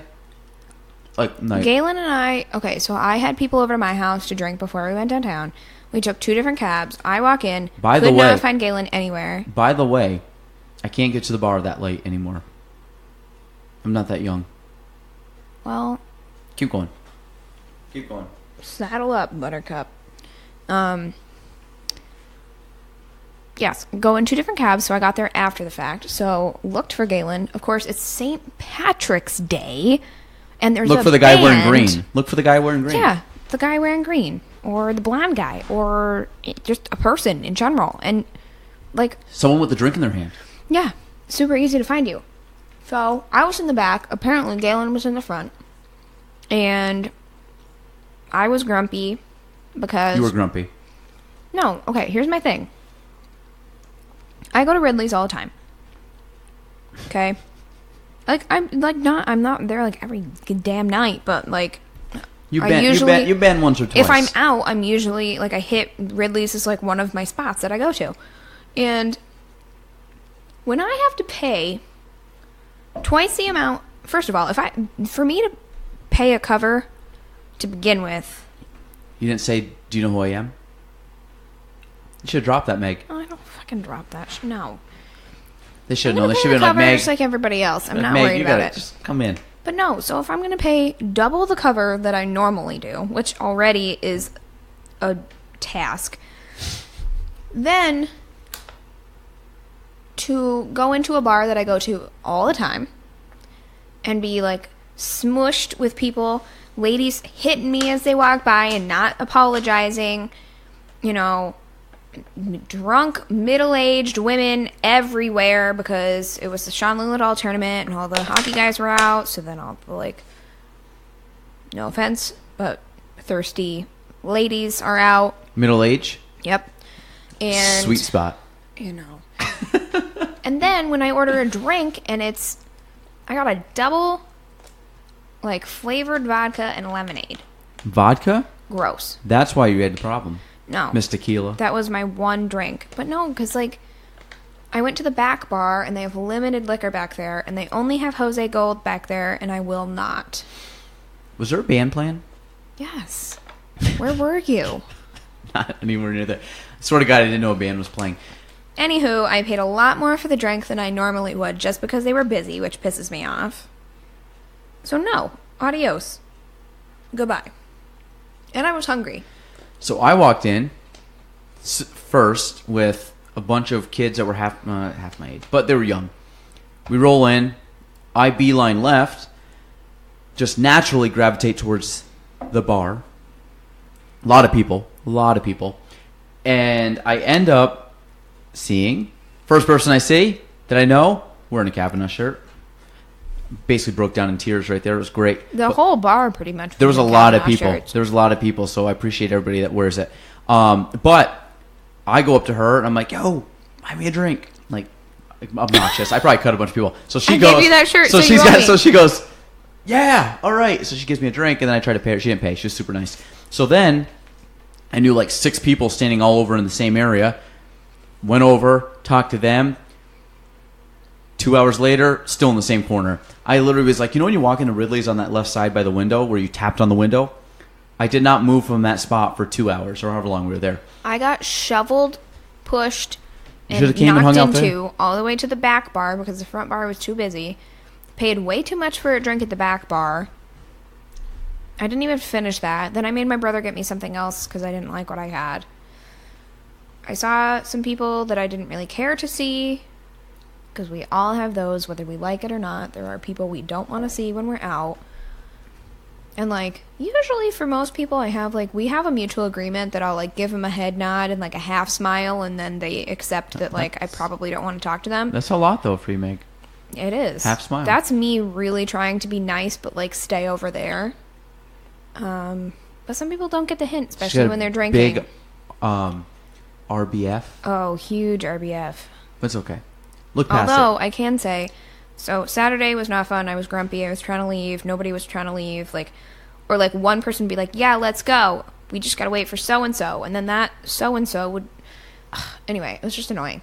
But Sunday, which you had an open invitation to, so don't even ask me. So much fun hanging out with Meg Sunday and all the friends. You stayed on your couch. You couldn't hang. I actually was on my couch. Anyway, went to the ward. And I don't care who you are. I don't care where you're from. The 4th ward on St. Patrick's Day. How many people were there? Honestly, it wasn't too bad. So when we first got there, there were like not a handful, maybe like a couple handfuls of people outside. And the like pool table area was somewhat open, but there were people there. Mm-hmm. And the bar area, of course, is full. And I mean, I was there from like noon to 8 p.m. And so but I wasn't dead. I had a nice casual like mini buzz all day. It was perfect. It was great for a Sunday day drink. Felt fine for work. Did everything I needed to do. Got to work on time. Like nothing was wrong. Monday was breakfast. Yeah, and I got there on time. You were? Yeah, True. breakfast was earlier than work was, and I got there on True. time. Very. So, Yep. win for Meghan. It was. But You had Matt Craig at your table too. yes, I did. But I sat next to Seth. We talked paint and Did you? life. And Seth's great. being professional and stuff. And that was exactly what you wanted to talk about. 8:30 in the morning, 7:30 in the morning. I'd rather talk to Seth about life than listen to shitty, mildly sexist jokes. Well, they weren't because they disclosed that they were trying not to be sexist. Yeah, that doesn't make it any better. Did you? I didn't think I was actually gonna have Matt Craig sit with us, but I ran out of seats. Mm-hmm. So, but I'm glad he went. It's fine. The Casella table picked him up. That's good. Mm-hmm. It's like the draft party. Who else was at your table? My boss, our controller. Bill? Yeah. I gotta meet Bill. He was sitting next to him and Seth are like BFFs. Seth's friends with everybody. Well, yeah. Our controller, her husband. Did Josh go? No. He doesn't do a lot of that kind of stuff. He also... Dylan? No. Derek? Dylan. Josh actually just like had a very not so great incident with a saw and some fingers. Ooh. Yeah. Okay. He's not feeling so hot. Okay. But yeah, there were only like 1, 2, 3, 4, 5, 6, 7. There were only 7 of us at our table. Okay. Sorry, keep going back. So you were at the ward. Yeah, I just had a great time. Like, it was kind of cold out, but they had a little tent with some heat towers, and I was with my brother and some of his buddies, and his buddy's family, who is, like, frequent ward goers. Awesome people. And I saw a bunch of, like, high school buddies there because everyone was home on break, of course. And, like, cool high school buddies that I would like to catch up with kind of thing. And my dad came. And, like, a bunch of other people. Yeah, it's just, like, if you're from here and, like, your family's from here, the ward is just such a cool place to hang. And I also talked to a girl that I went to high school with that, like, we were never really great friends. And I was kind of surprised, honestly, that we were talking. But we had a really great conversation, so that was kind of cool. But, yeah, it's an awesome place. It's an awesome time. If you are a low-key... If you're a woo girl, if you like to dance, you know, anything like that, you're not going to the ward.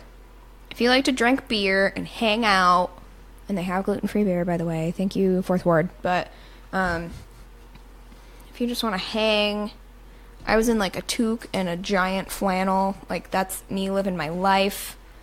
That's the place to go. Only uncomfortable thing, I'm going to just put it out there. People that are, like, my dad's age that know that I'm my dad's kid will, like, have a few too many and, like, still hit on me. Which is, like, any young-ish person, lady, struggle in the 4th Ward, just saying. Like, dads, keep it in control. Keep it on lock. Keep the hands on 3 and 9. Mm-hmm. Yeah. So, just had to put that out there, but... Collectively, very great time. Love hanging with my brother and his buddies. They're good shit. Pops. Dad, love hanging at the ward with Pops.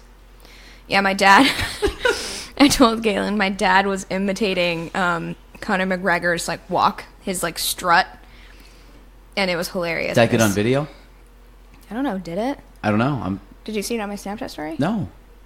Then I definitely didn't catch it. Oh, shoot. That would be great. Also, my camera, my front camera, the glass over it is a little shattered. Oh, wait, why? Why would that happen? Okay, so everyone, I don't have a case on my phone. Or a glass protector on my phone. So it's literally out of the box. Yep. But the glass on the front camera... Which is kind of like the small hole thing. This freaks me out, but keep going. The front glass camera, the front camera glass broke when I had a screen protector and a case on. So riddle me that. Today, I dropped that phone in a grocery store / co-op in Saranac Lake. I, like, fumble it out of my hands. It, like, bounces on the ground multiple times, then slides under a cooler, which, like, has, like, deli sandwiches in it. And I just, like, stand there looking, and the poor kid working the counter was like, whoa, what was that? Because I have 2 phones, and I was holding the other phone. So he thought I, like, picked it up really quick, and I was like, no, that's my other phone. So then this poor kid gets, like, a spoon out of the kitchen. We're, like, fishing my phone out from underneath the cooler today. It's pure filth. I pick it up, and guess what? Nothing wrong with it. Had I had a case on it, shattered everywhere. Well, no. Yes. Back it up. When it fell, before extracting it from underneath, was there any thought in your head that it may have cracked? No. I don't worry about my phone. Meg. Nope. Meg. Nope. You can at me all you want. No way. Meg not having a case on her phone and dropping it is the same worry that a kid unprotected has when they do the dirty. No. 100%. Definitely not the 100%. same. Same anxiety. No. Same anxiety. No. I mean, not the same level, but the same, like, No. the analogy's there. No. You really don't. If you drop that, Also, you would be wildly disappointed in the generation coming through. Just saying. because they don't have cases. No. They can't afford cases. That's the problem. I don't put the insurance in my phone, but I put the other aspect of things. No, I put the case. I've dropped my phone so many times. Nothing. Okay. Regardless, shout out to Adam Scharf. Regardless or irregardless? Is it regardless? No, regardless. How'd you get Adam Scarson? Irregardless, you gave it to me. Oh, of course. So anyway, Did you contact him? On Instagram Great dude. at iFixYourPhone. Very good kid. Is going to fix my He's very good camera at it. Yeah. glass for me so I can take not blurry pictures on Saturday. I wonder how long that takes him. Probably pretty quick. The Bruins are beating New Jersey, in case anyone was wondering. Fair. So yeah, anywho, Ward's a great time. Ridley's packed, not a great time. I had a good time. You're on the wrong side of the Phone cases are irrelevant, and there's people to fix that shit in case they're relevant. Actually, it might be cheaper to take the risk and break it and get it fixed than just buy the case. Yes. Those cases are stupid. Maybe. The piece of glass, $30. Tell me Are how much you that kidding costs. me? Tell me how much that costs after he breaks or after he fixes it. I will. I haven't asked him yet. It's a half an inch of glass.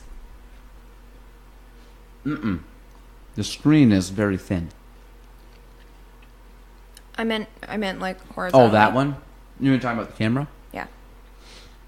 Like it's like a half an inch width. What do you use for your calendar? Do you use your phone calendar?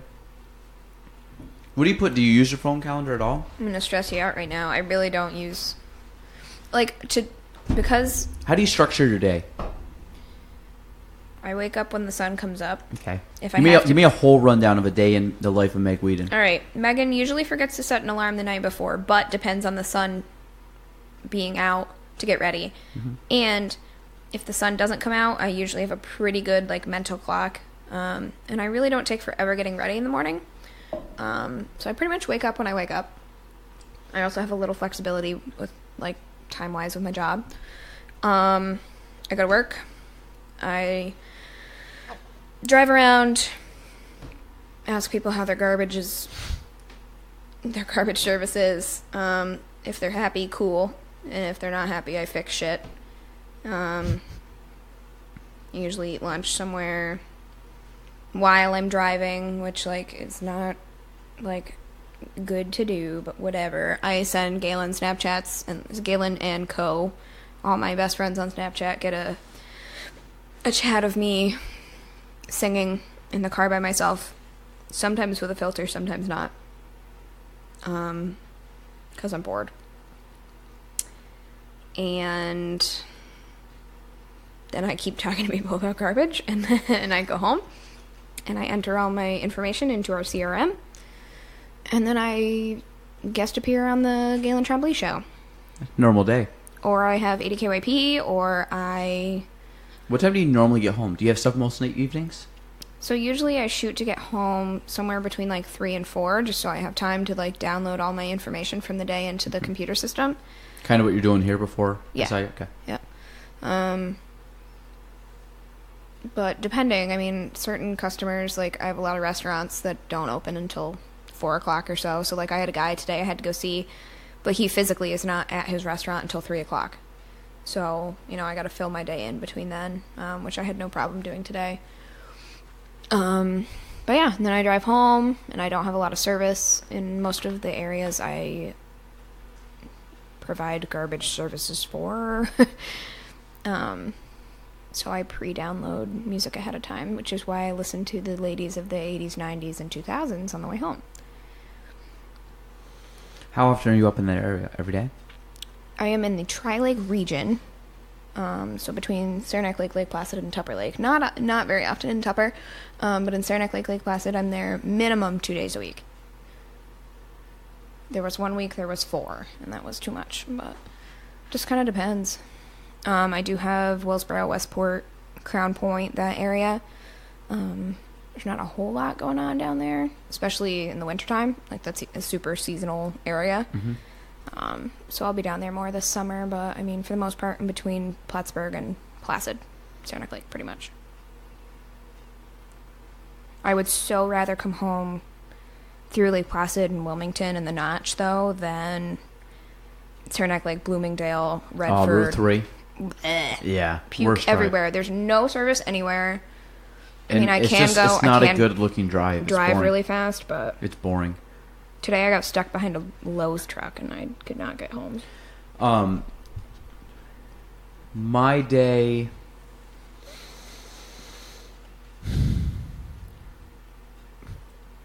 I would say if I get to bed by 10, I wake up at 4:45 to go to the gym.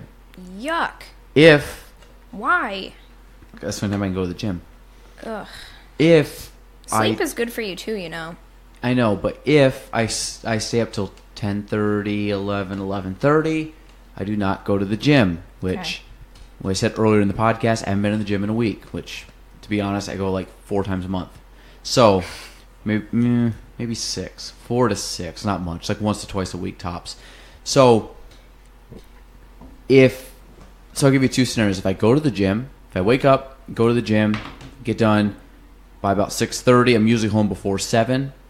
Usually chit-chat with some buddies there. Then I'm home by 6:50, 7 o'clock.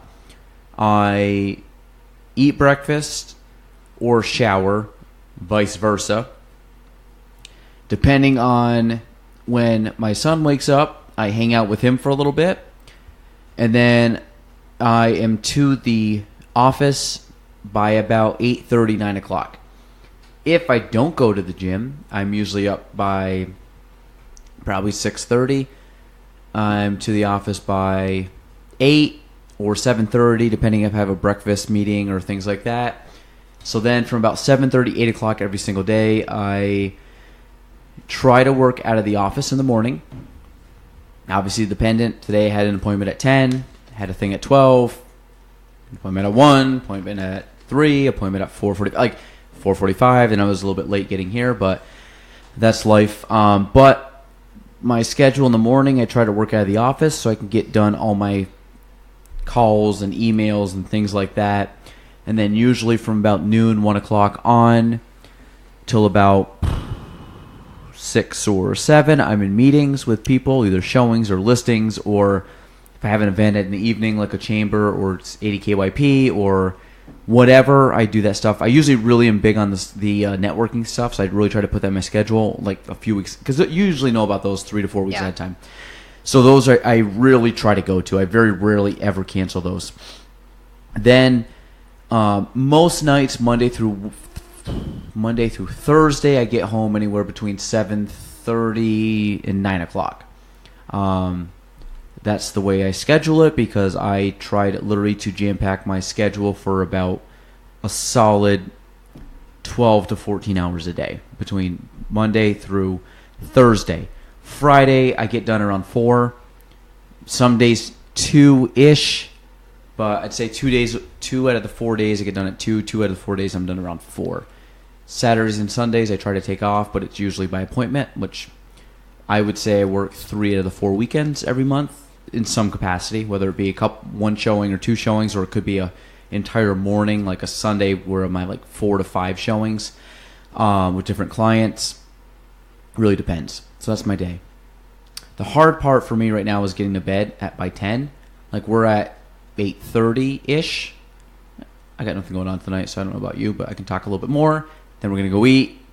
Then I'm going to get home most likely around 9:45-ish. And then I'm going to probably do some work because I didn't get to stuff today just because I was running around all day in appointments. So I might get to bed at like 11:30. So I'll probably wake up tomorrow at 6:30. That's usually the run around. So I was, again, just in Syracuse for some sales training. And my company had my coworker and I go down, and it's called Sandler training.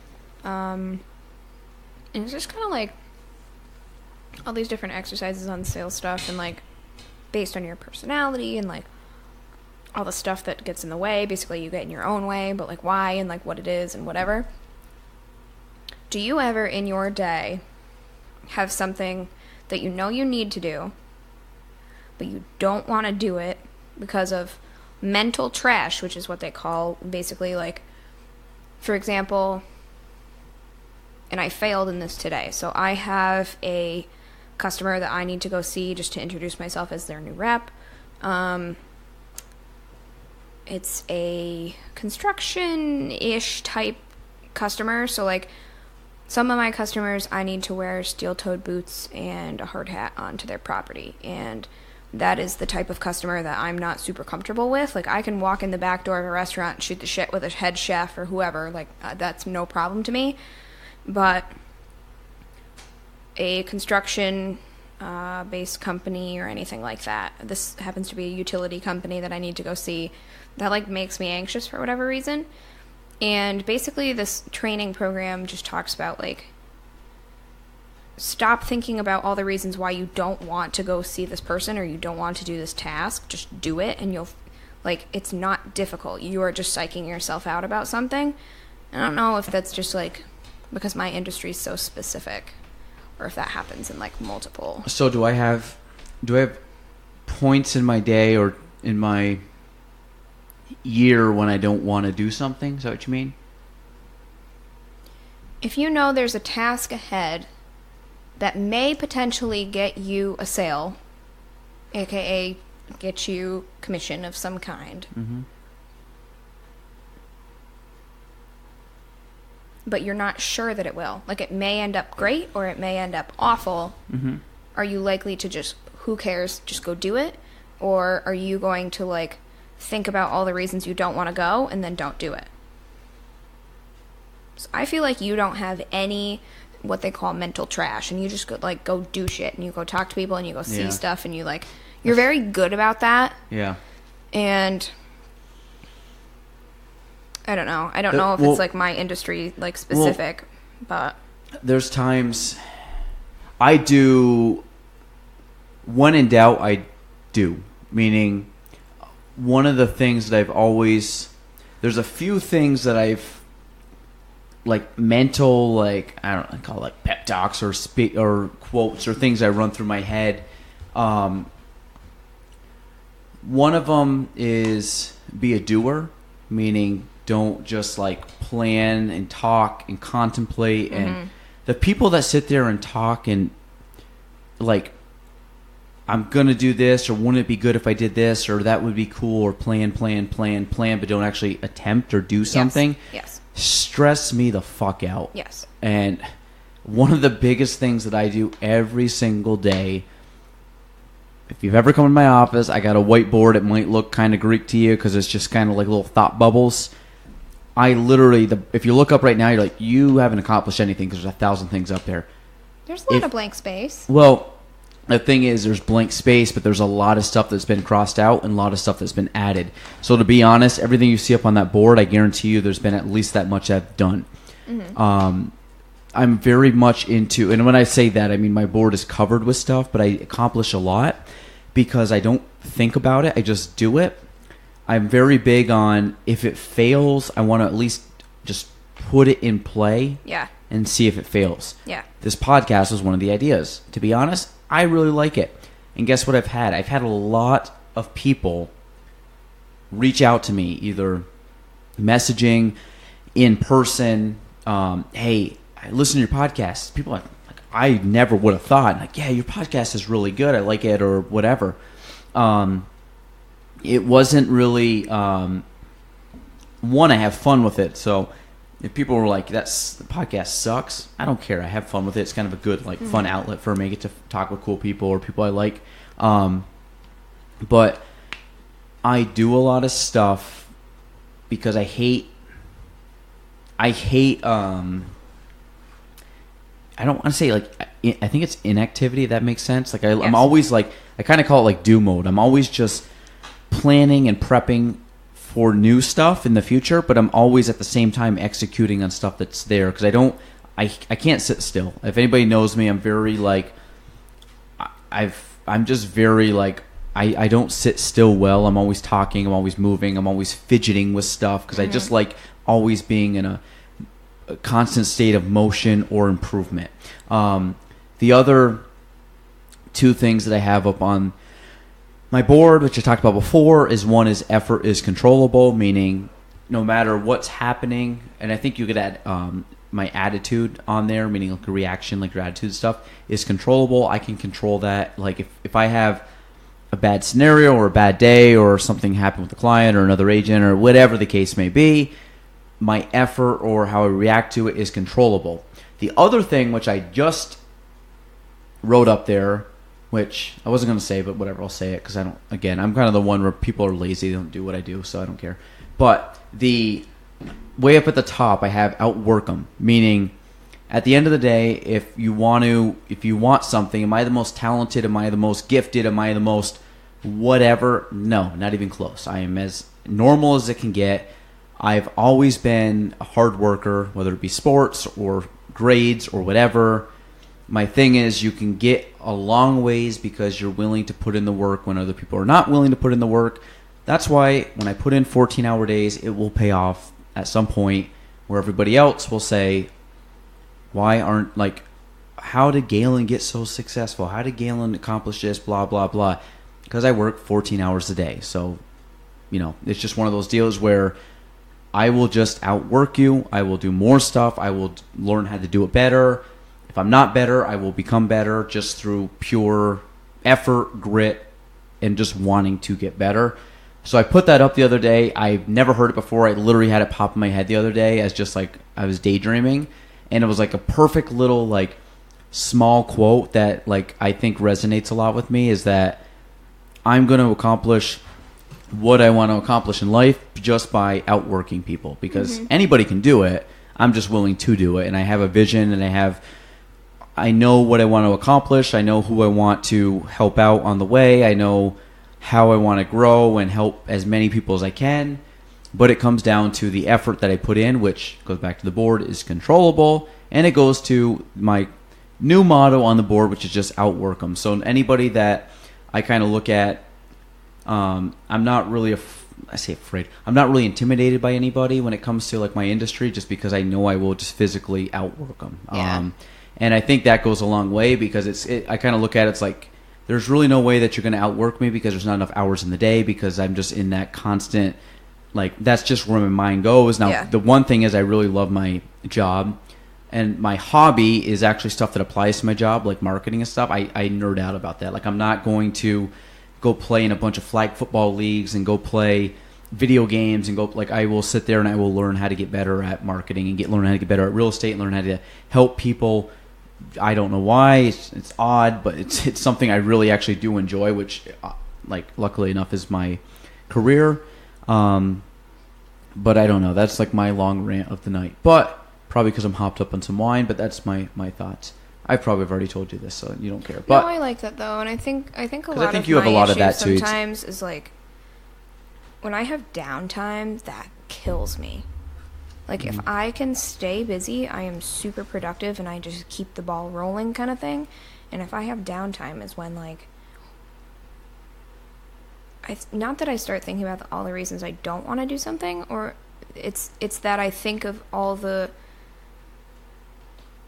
things that could possibly go wrong, I guess. Or, like, if you're dealing with somebody, or you're, like, for me, I drive to a client, and I know, or a customer, and I know on the way that I'm going to this location. Like, for example, okay, this utility company, like, they're going to be busy. They're not going to want to talk to me. They're just going to ask why I'm there. They're going to think I'm too young to be doing what I'm doing. They're going to not expect a lady to walk in and deal with trash. They're going to, I'm not going to be able to find the right person to talk to. There's like all these things that I think about on my drive to a place. And that was, so I left Plattsburgh and I went through Ausable and I stopped at the high school because I needed to do that anyway. But then I was driving to this company and I literally psyched myself out not to go. And I have the easiest part of my job right now. I'm just introducing myself to people that are already our customer. And I'm just saying, like, hey, I'm your new point of contact. How have things been going? But the fact of not knowing if I should wear steel toes or not on their property psyched me out enough to drive past that property. And I didn't go see them today. And instead, I drove to Saranac Lake. And I have like a spreadsheet basically of all of our customers, and I just highlight every single one that I have gone to at least go introduce myself. There's a lot of them. There's a ton of them. Yeah. I've got thousands of customers, which is fine. I can do it. I've been in 5-6 months at this point, so I've seen most of them at this point. And I would just be driving along the road, and all of a sudden realize that my customer, or there was our dumpsters at the next right. So I'd just slam on the brake and hang a right and just go walk in, and it ends up being a great day when I do that stuff. And it's the downtime where I let myself think about everything that could possibly go wrong, or something I feel like I should prepare to, like, know. And that's always what, like, bogs me down, I find, is, like, when I'm not busy, I perform worse. When I'm busy, I perform better because I'm just on my game. I'm rolling. I don't care. I'm not thinking about it. Customer to customer to customer to customer, I just go. So that's, like, I don't know.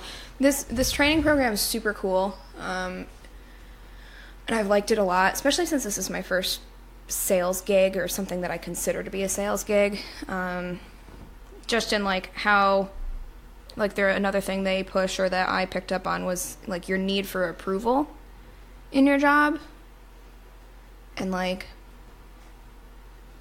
for me, I came from planning people's weddings and their rehearsal dinners and birthday parties and retirement parties, and, like, things that they care about, and things that I meet a family and they're, like, so excited. I even did a couple funerals. Like, that's some heavy shit. And now I sell garbage cans, which just, like, is not as important to people, so I'm not receiving the feedback that I used to, and that's what's been hard for me in the transition. And I can't decide if that's me not receiving the feedback that I used to, or if that's, like, a need for approval within my customers, that, like, there are some customers that don't love us, and that's okay. Like, that's what I'm there for, to fix that. But yeah, I think what you just said, when you're dealing with, same thing in real estate, when you're dealing with weddings, funerals, you're dealing with people's personal shit, like, deep, like, I mean, good and bad, like, high light, low light. When you're dealing now, you've gone from a very personal relationship to you've gone to the commercial. Same in the real estate, you go from residential sales, home sales, where you live, to commercial, where I run a business, where I invest in an investment property. yeah. What happens in any commercial aspect, 90% of the time, is it's very number driven, not emotionally driven, number driven. Residential, weddings, everything like that, 90% emotionally driven, 10% financially driven. Yeah. So that's, I think, your biggest switch, is because you've completely gone to the other side. Yeah. I've dealt majority of my career with the residential. I'd like to get into commercial at some point. Me going from residential to commercial would be different. There's going to be its own host of problems, but I will get away from the emotional part of dealing with people, where I feel like a lot of times I have a very psychological conversation with people, like a psychologist, because people are, downsizing, upsizing, money, family, death, things like that.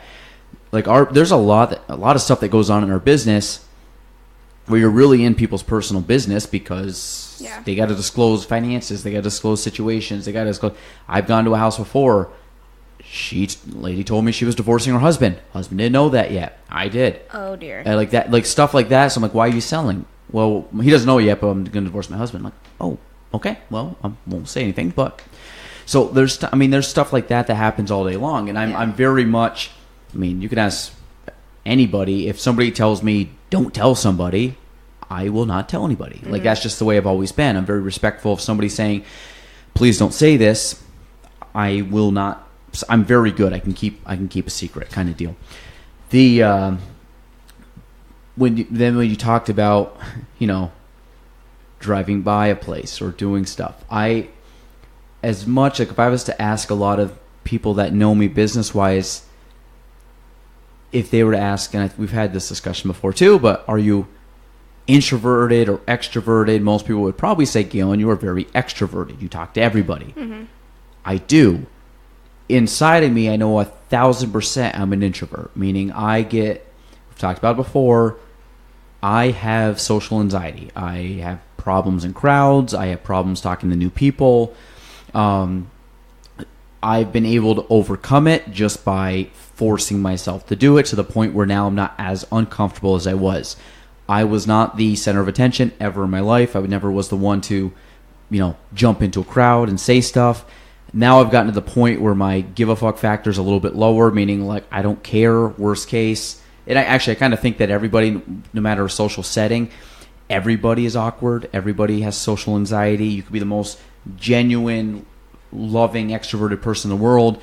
There's still some type of social awkwardness or anxiety. Mm-hmm. So when I walk to and I've talked about it before, if I go to an event where there's people, I'm better now because I know a lot more people. Like if I walk in and I see you, I see Ryan, I see Matt, I see Seth, I see guys that I know, girls that I know, I'm much more comfortable because and watch what I do. Anytime I go in, I will 1,000% go to somebody I know. Mm-hmm. I don't go introduce myself to people.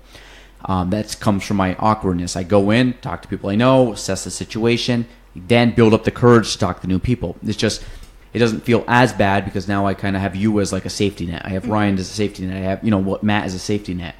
That's always been the case. So when you talk about psyching yourself out prior to going to an appointment, I'm the same way. Today I was busy to the point where I was like finishing an appointment. I'm like, who am I seeing next? Okay, off to that one. Okay, who am I going next? I know the time I got to end, but I'm like, I don't even know who I'm meeting later today. Mm-hmm. And that's just become a normal day. Like my normal day when I look at my calendar, I probably meet with 20-something people a week. Yeah. Meaning like every day I'm meeting with probably 3 to 5 people. And it's gotten to the point where that's the new norm, where I just run around like crazy, where I really cherish days where I can work for like 4 or 5 hours in the office with nobody. But I'm the same as you. If I go drive, I've had that before where I'm like, I psych myself out, or a conversation that I know is not a good conversation, like I'm breaking bad news kind of thing. But 99 times out of 100, as soon as I have that conversation, my anxiety level goes way down. Yeah. And 99% of the time, it's not as bad of a conversation. I even have stuff. I had it this week. I had a couple issues with the same agent. We work very closely with other agents. I thought both moves on their part were, I wouldn't say did not break any rules, but was very just like douchebag moves on both parts. And part of that bothered me because it's not how I run business, and I really have a good relationship with a lot of agents. But it got to the point where like I contemplated like calling this person out, which doesn't happen. I'm very non-confrontational, but like little things like that like that stuff gets me anxiety too, because I'm like everybody just kind of play nice. Like I don't need the cattiness, like that's the one thing that people have told me. I'm experiencing it as I've gotten more busy, more successful. People come out of the woodworks to try to tear you down. It's not because they don't like you. They just don't like your success compared to someone else. But again, comes out to the adage of just outwork people. Like I'm just working harder. I don't know other people's schedules. I'd be very hard pressed to find people that would outwork me in a day when it comes to my job. Mm-hmm. And I think that's been the backbone of my success.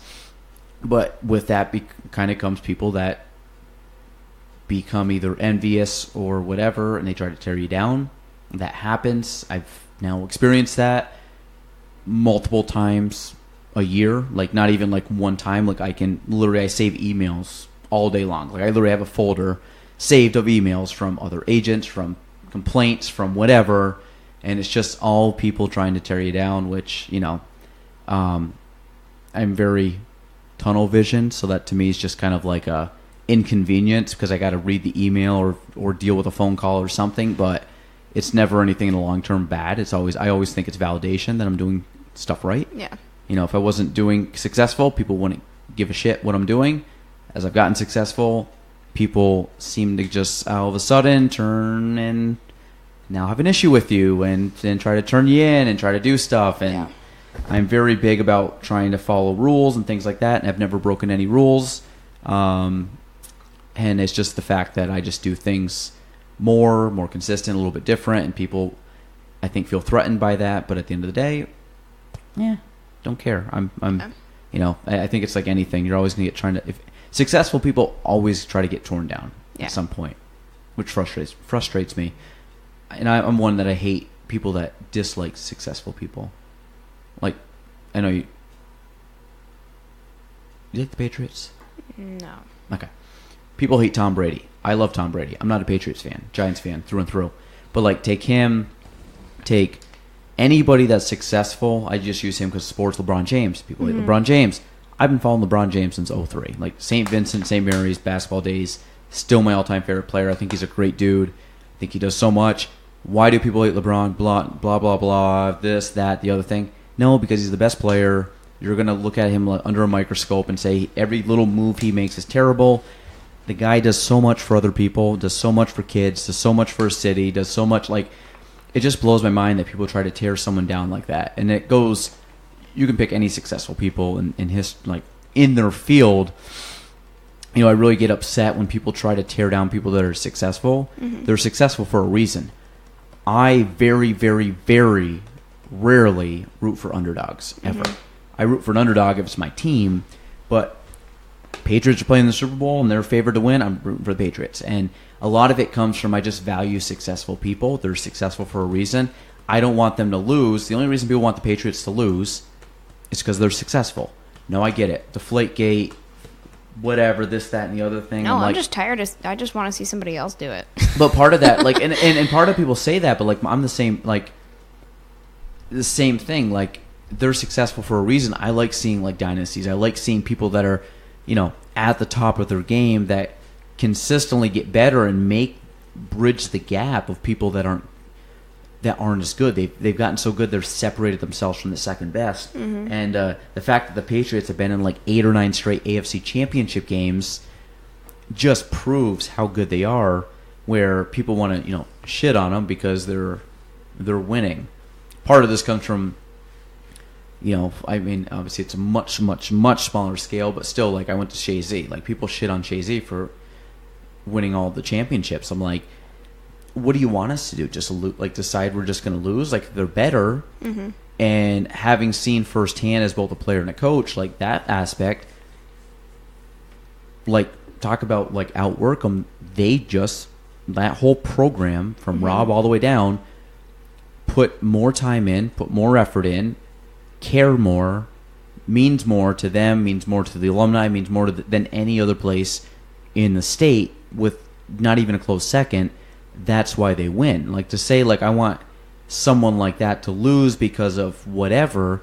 No, the only reason you could say, well, I don't like the forward on the team. Okay, like, I get, you could say that about any team. There's always a kid that's a pain in the ass. But at the end of the day, if somebody is just better prepared, they put more hours in, they really get good at what they're doing, to say, I don't want you to succeed because of some bullshit thing, like, then that doesn't make sense to me. It's like, if you want them to lose, then just outwork them, get better than them. Yeah. So, like, that's my thing. Like, I never want to tear anybody down. It's like real estate. Like, I would love to see everybody be really good at real estate. That will give me something more to shoot for. You know what I mean? And that's like, I'm always looking at the very echelon of in my business, realtors, because that's the bar that's been set that I want to try to cross. Now, you know, and unfortunately, that's the good agents get that. The good agents like the friendly competition because it elevates all of us. But you get the, you know, usually the ones that are issues, problems, that complain aren't up in that top echelon. They're the ones that have too much time on their hands and you know, do that kind of stuff. So, but it's fine. Like I said, it's all validation. You'll find this too, because I think you're going to be wildly successful in whatever you do. But I think you're always going to have people that will shit on you just because of success. Well, yeah, those people don't really. It doesn't. That part of it doesn't, like. Even if I have a customer that doesn't really love our company, like, I know they don't hate me. So that kind of stuff doesn't really get to me. It's kind of more like other outside issues don't really get to me as much as my own individual personal mental issues block me from succeeding. I guess I get in my own way sometimes when I just need to just shut up and do it kind of thing. So I think for you, if you like a mental block, something I've always thought in my head, and trust me, there's times I like struggle with it, but I either think it's never going to be as bad as you think, which it won't, because you're always thinking worst case scenario. And then most of the time I always think in my head, if I'm meeting with somebody, I'm like, they're a person. I know it sounds stupid, but they're a person. What's the worst that could happen? Worst that could happen, you show up and they just say like, sorry, we don't want to use you anymore. Okay, cool. I look at that. If I get rejected in real estate, which happens every single day, I just say, cool, I got more time to spend on my other clients, or I have more time to go to clients that would actually want to use. Like, I think I'm extremely good at what I do. I have a lot of confidence in my abilities. I look at them as, well, that's your loss. I'm now going to help somebody else that would value what I can bring to the table.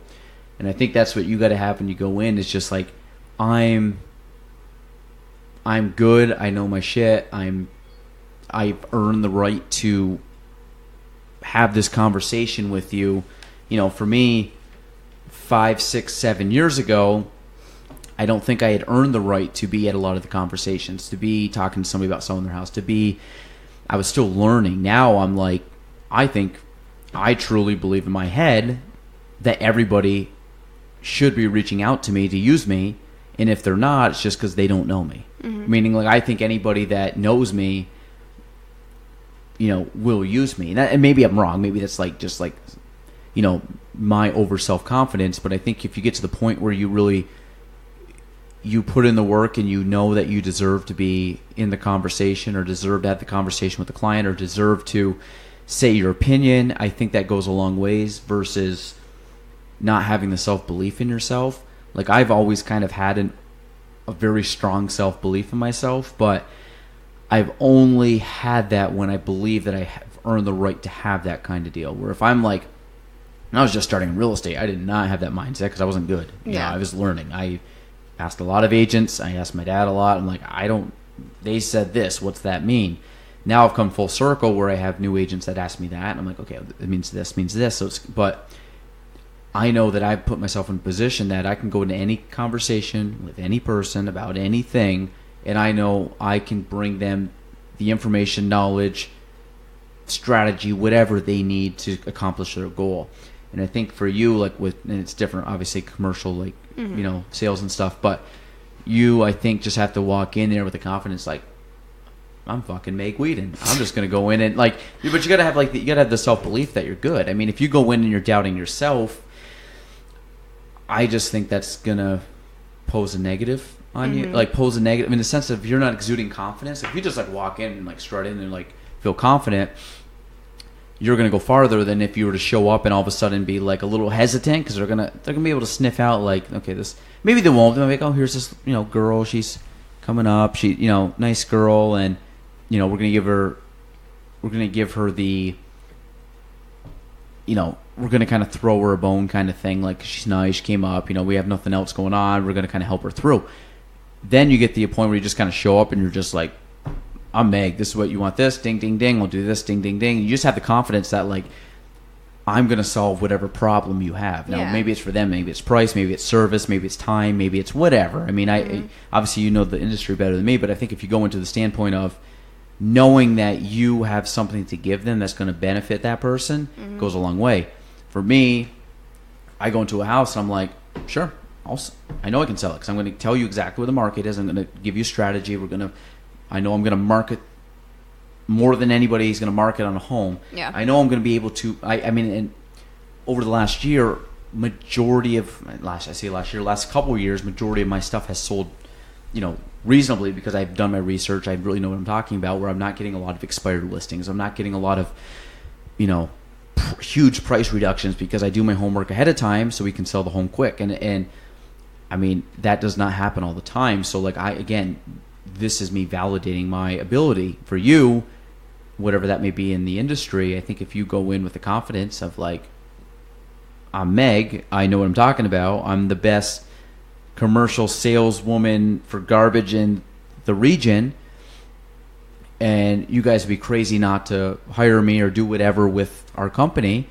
As long as you have that belief and you can exude that confidence on people, I think it goes a long way. Yeah. I think you'll get there.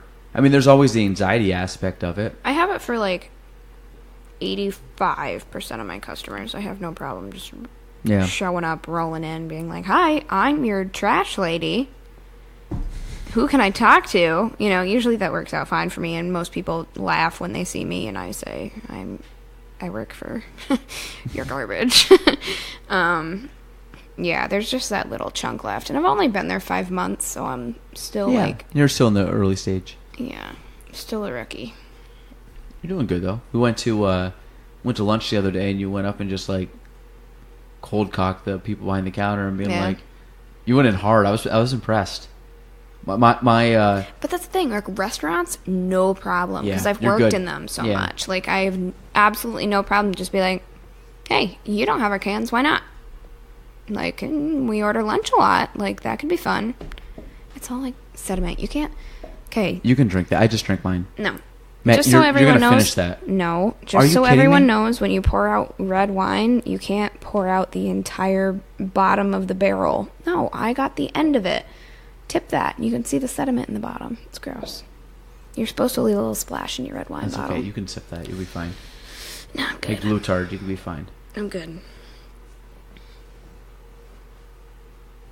Just saying, gotta leave a little. Don't make me wash that down the sink, Meg. We'll see. I'm out of water. Emily, I drank a whole bottle of water, honey. Be proud. Luckily, we have water. So, Emily, our running joke. Emily, there's calcium chloride and sodium bicarbonate in this water. Purified Maker's Mark. Do you want some cheese? No. Okay. I wasn't going to cut anymore. Emily, our running joke is that Emily is a grape. I'm a fig. Meghan is a dehydrated raisin, meaning how much water we drink. So there's kind of a running joke that Emily is very good. I'm good half the day, meaning coffee till about 1 or 2, and then water the rest of the day. And Meg is pretty much tequila. So Meg's got a drinking problem. Everybody, no, just kidding. No, I just don't like water. I'm on the road all day, every day, so it's very hard. Why don't you have water with you? Is it the peeing aspect? Yes, I'm on the road all day. I'm stopping into random people's businesses to see how their garbage is, and I want to be like, oh, by the way, can I use your bathroom? I think that might be weird. Because even going to a gas station or a convenience store, I hate it. Girls have it a little more rough than guys. So especially in the winter when you're all layered up and your shirt's tucked in and whatever, blah. In the summer when you don't have a coat and you're just whatever. You do your thing. Yeah. Good. I got to take off 8 layers in the steward's bathroom.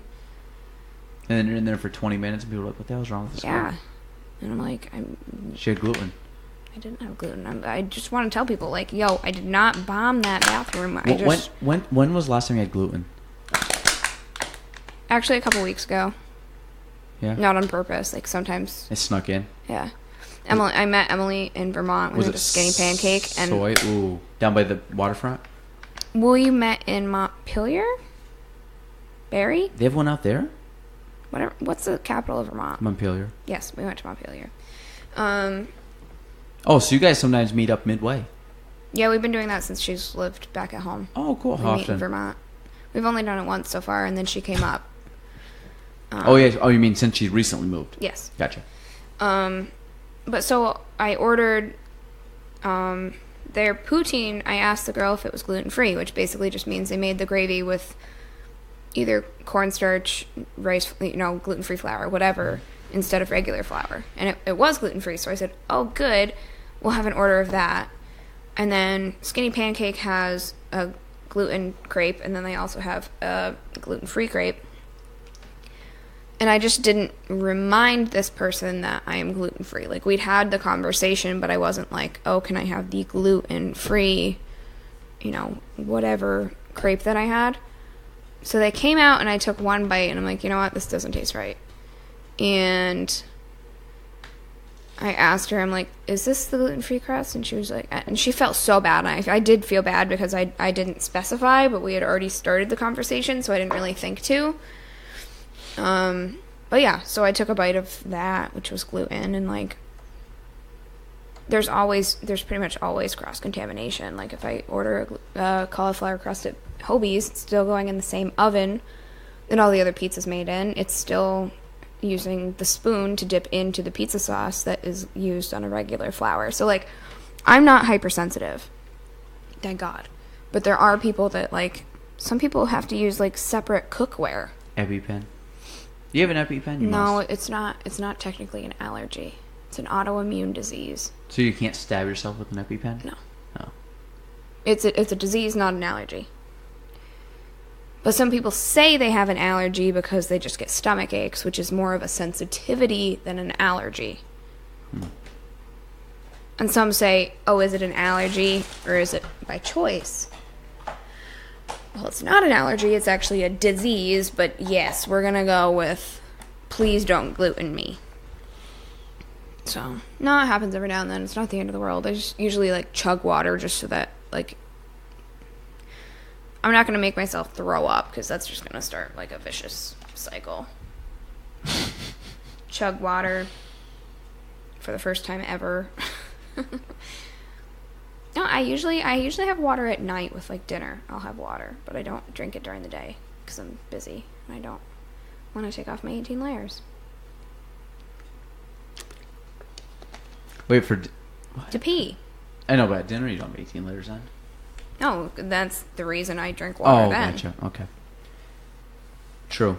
I guess it's different because, like, man, there's sometimes, though, like, during the day, I'm, like, dying. Because I'm just, like, appointment to appointment to appointment. That's what I mean. It's and rough. It feels awful, and you can't focus, and you're jittery. And yeah. That's what I mean. I can't. I did that between appointments. I literally ran back here just to pee to go back out to another appointment. Because I'm like, I got, like, 10 minutes for the next one or 15. So I'm like, ran back here, literally peed real quick, back in the car, ran out. It's awful. Yeah. It felt so good, though. I was like, oh, thank God.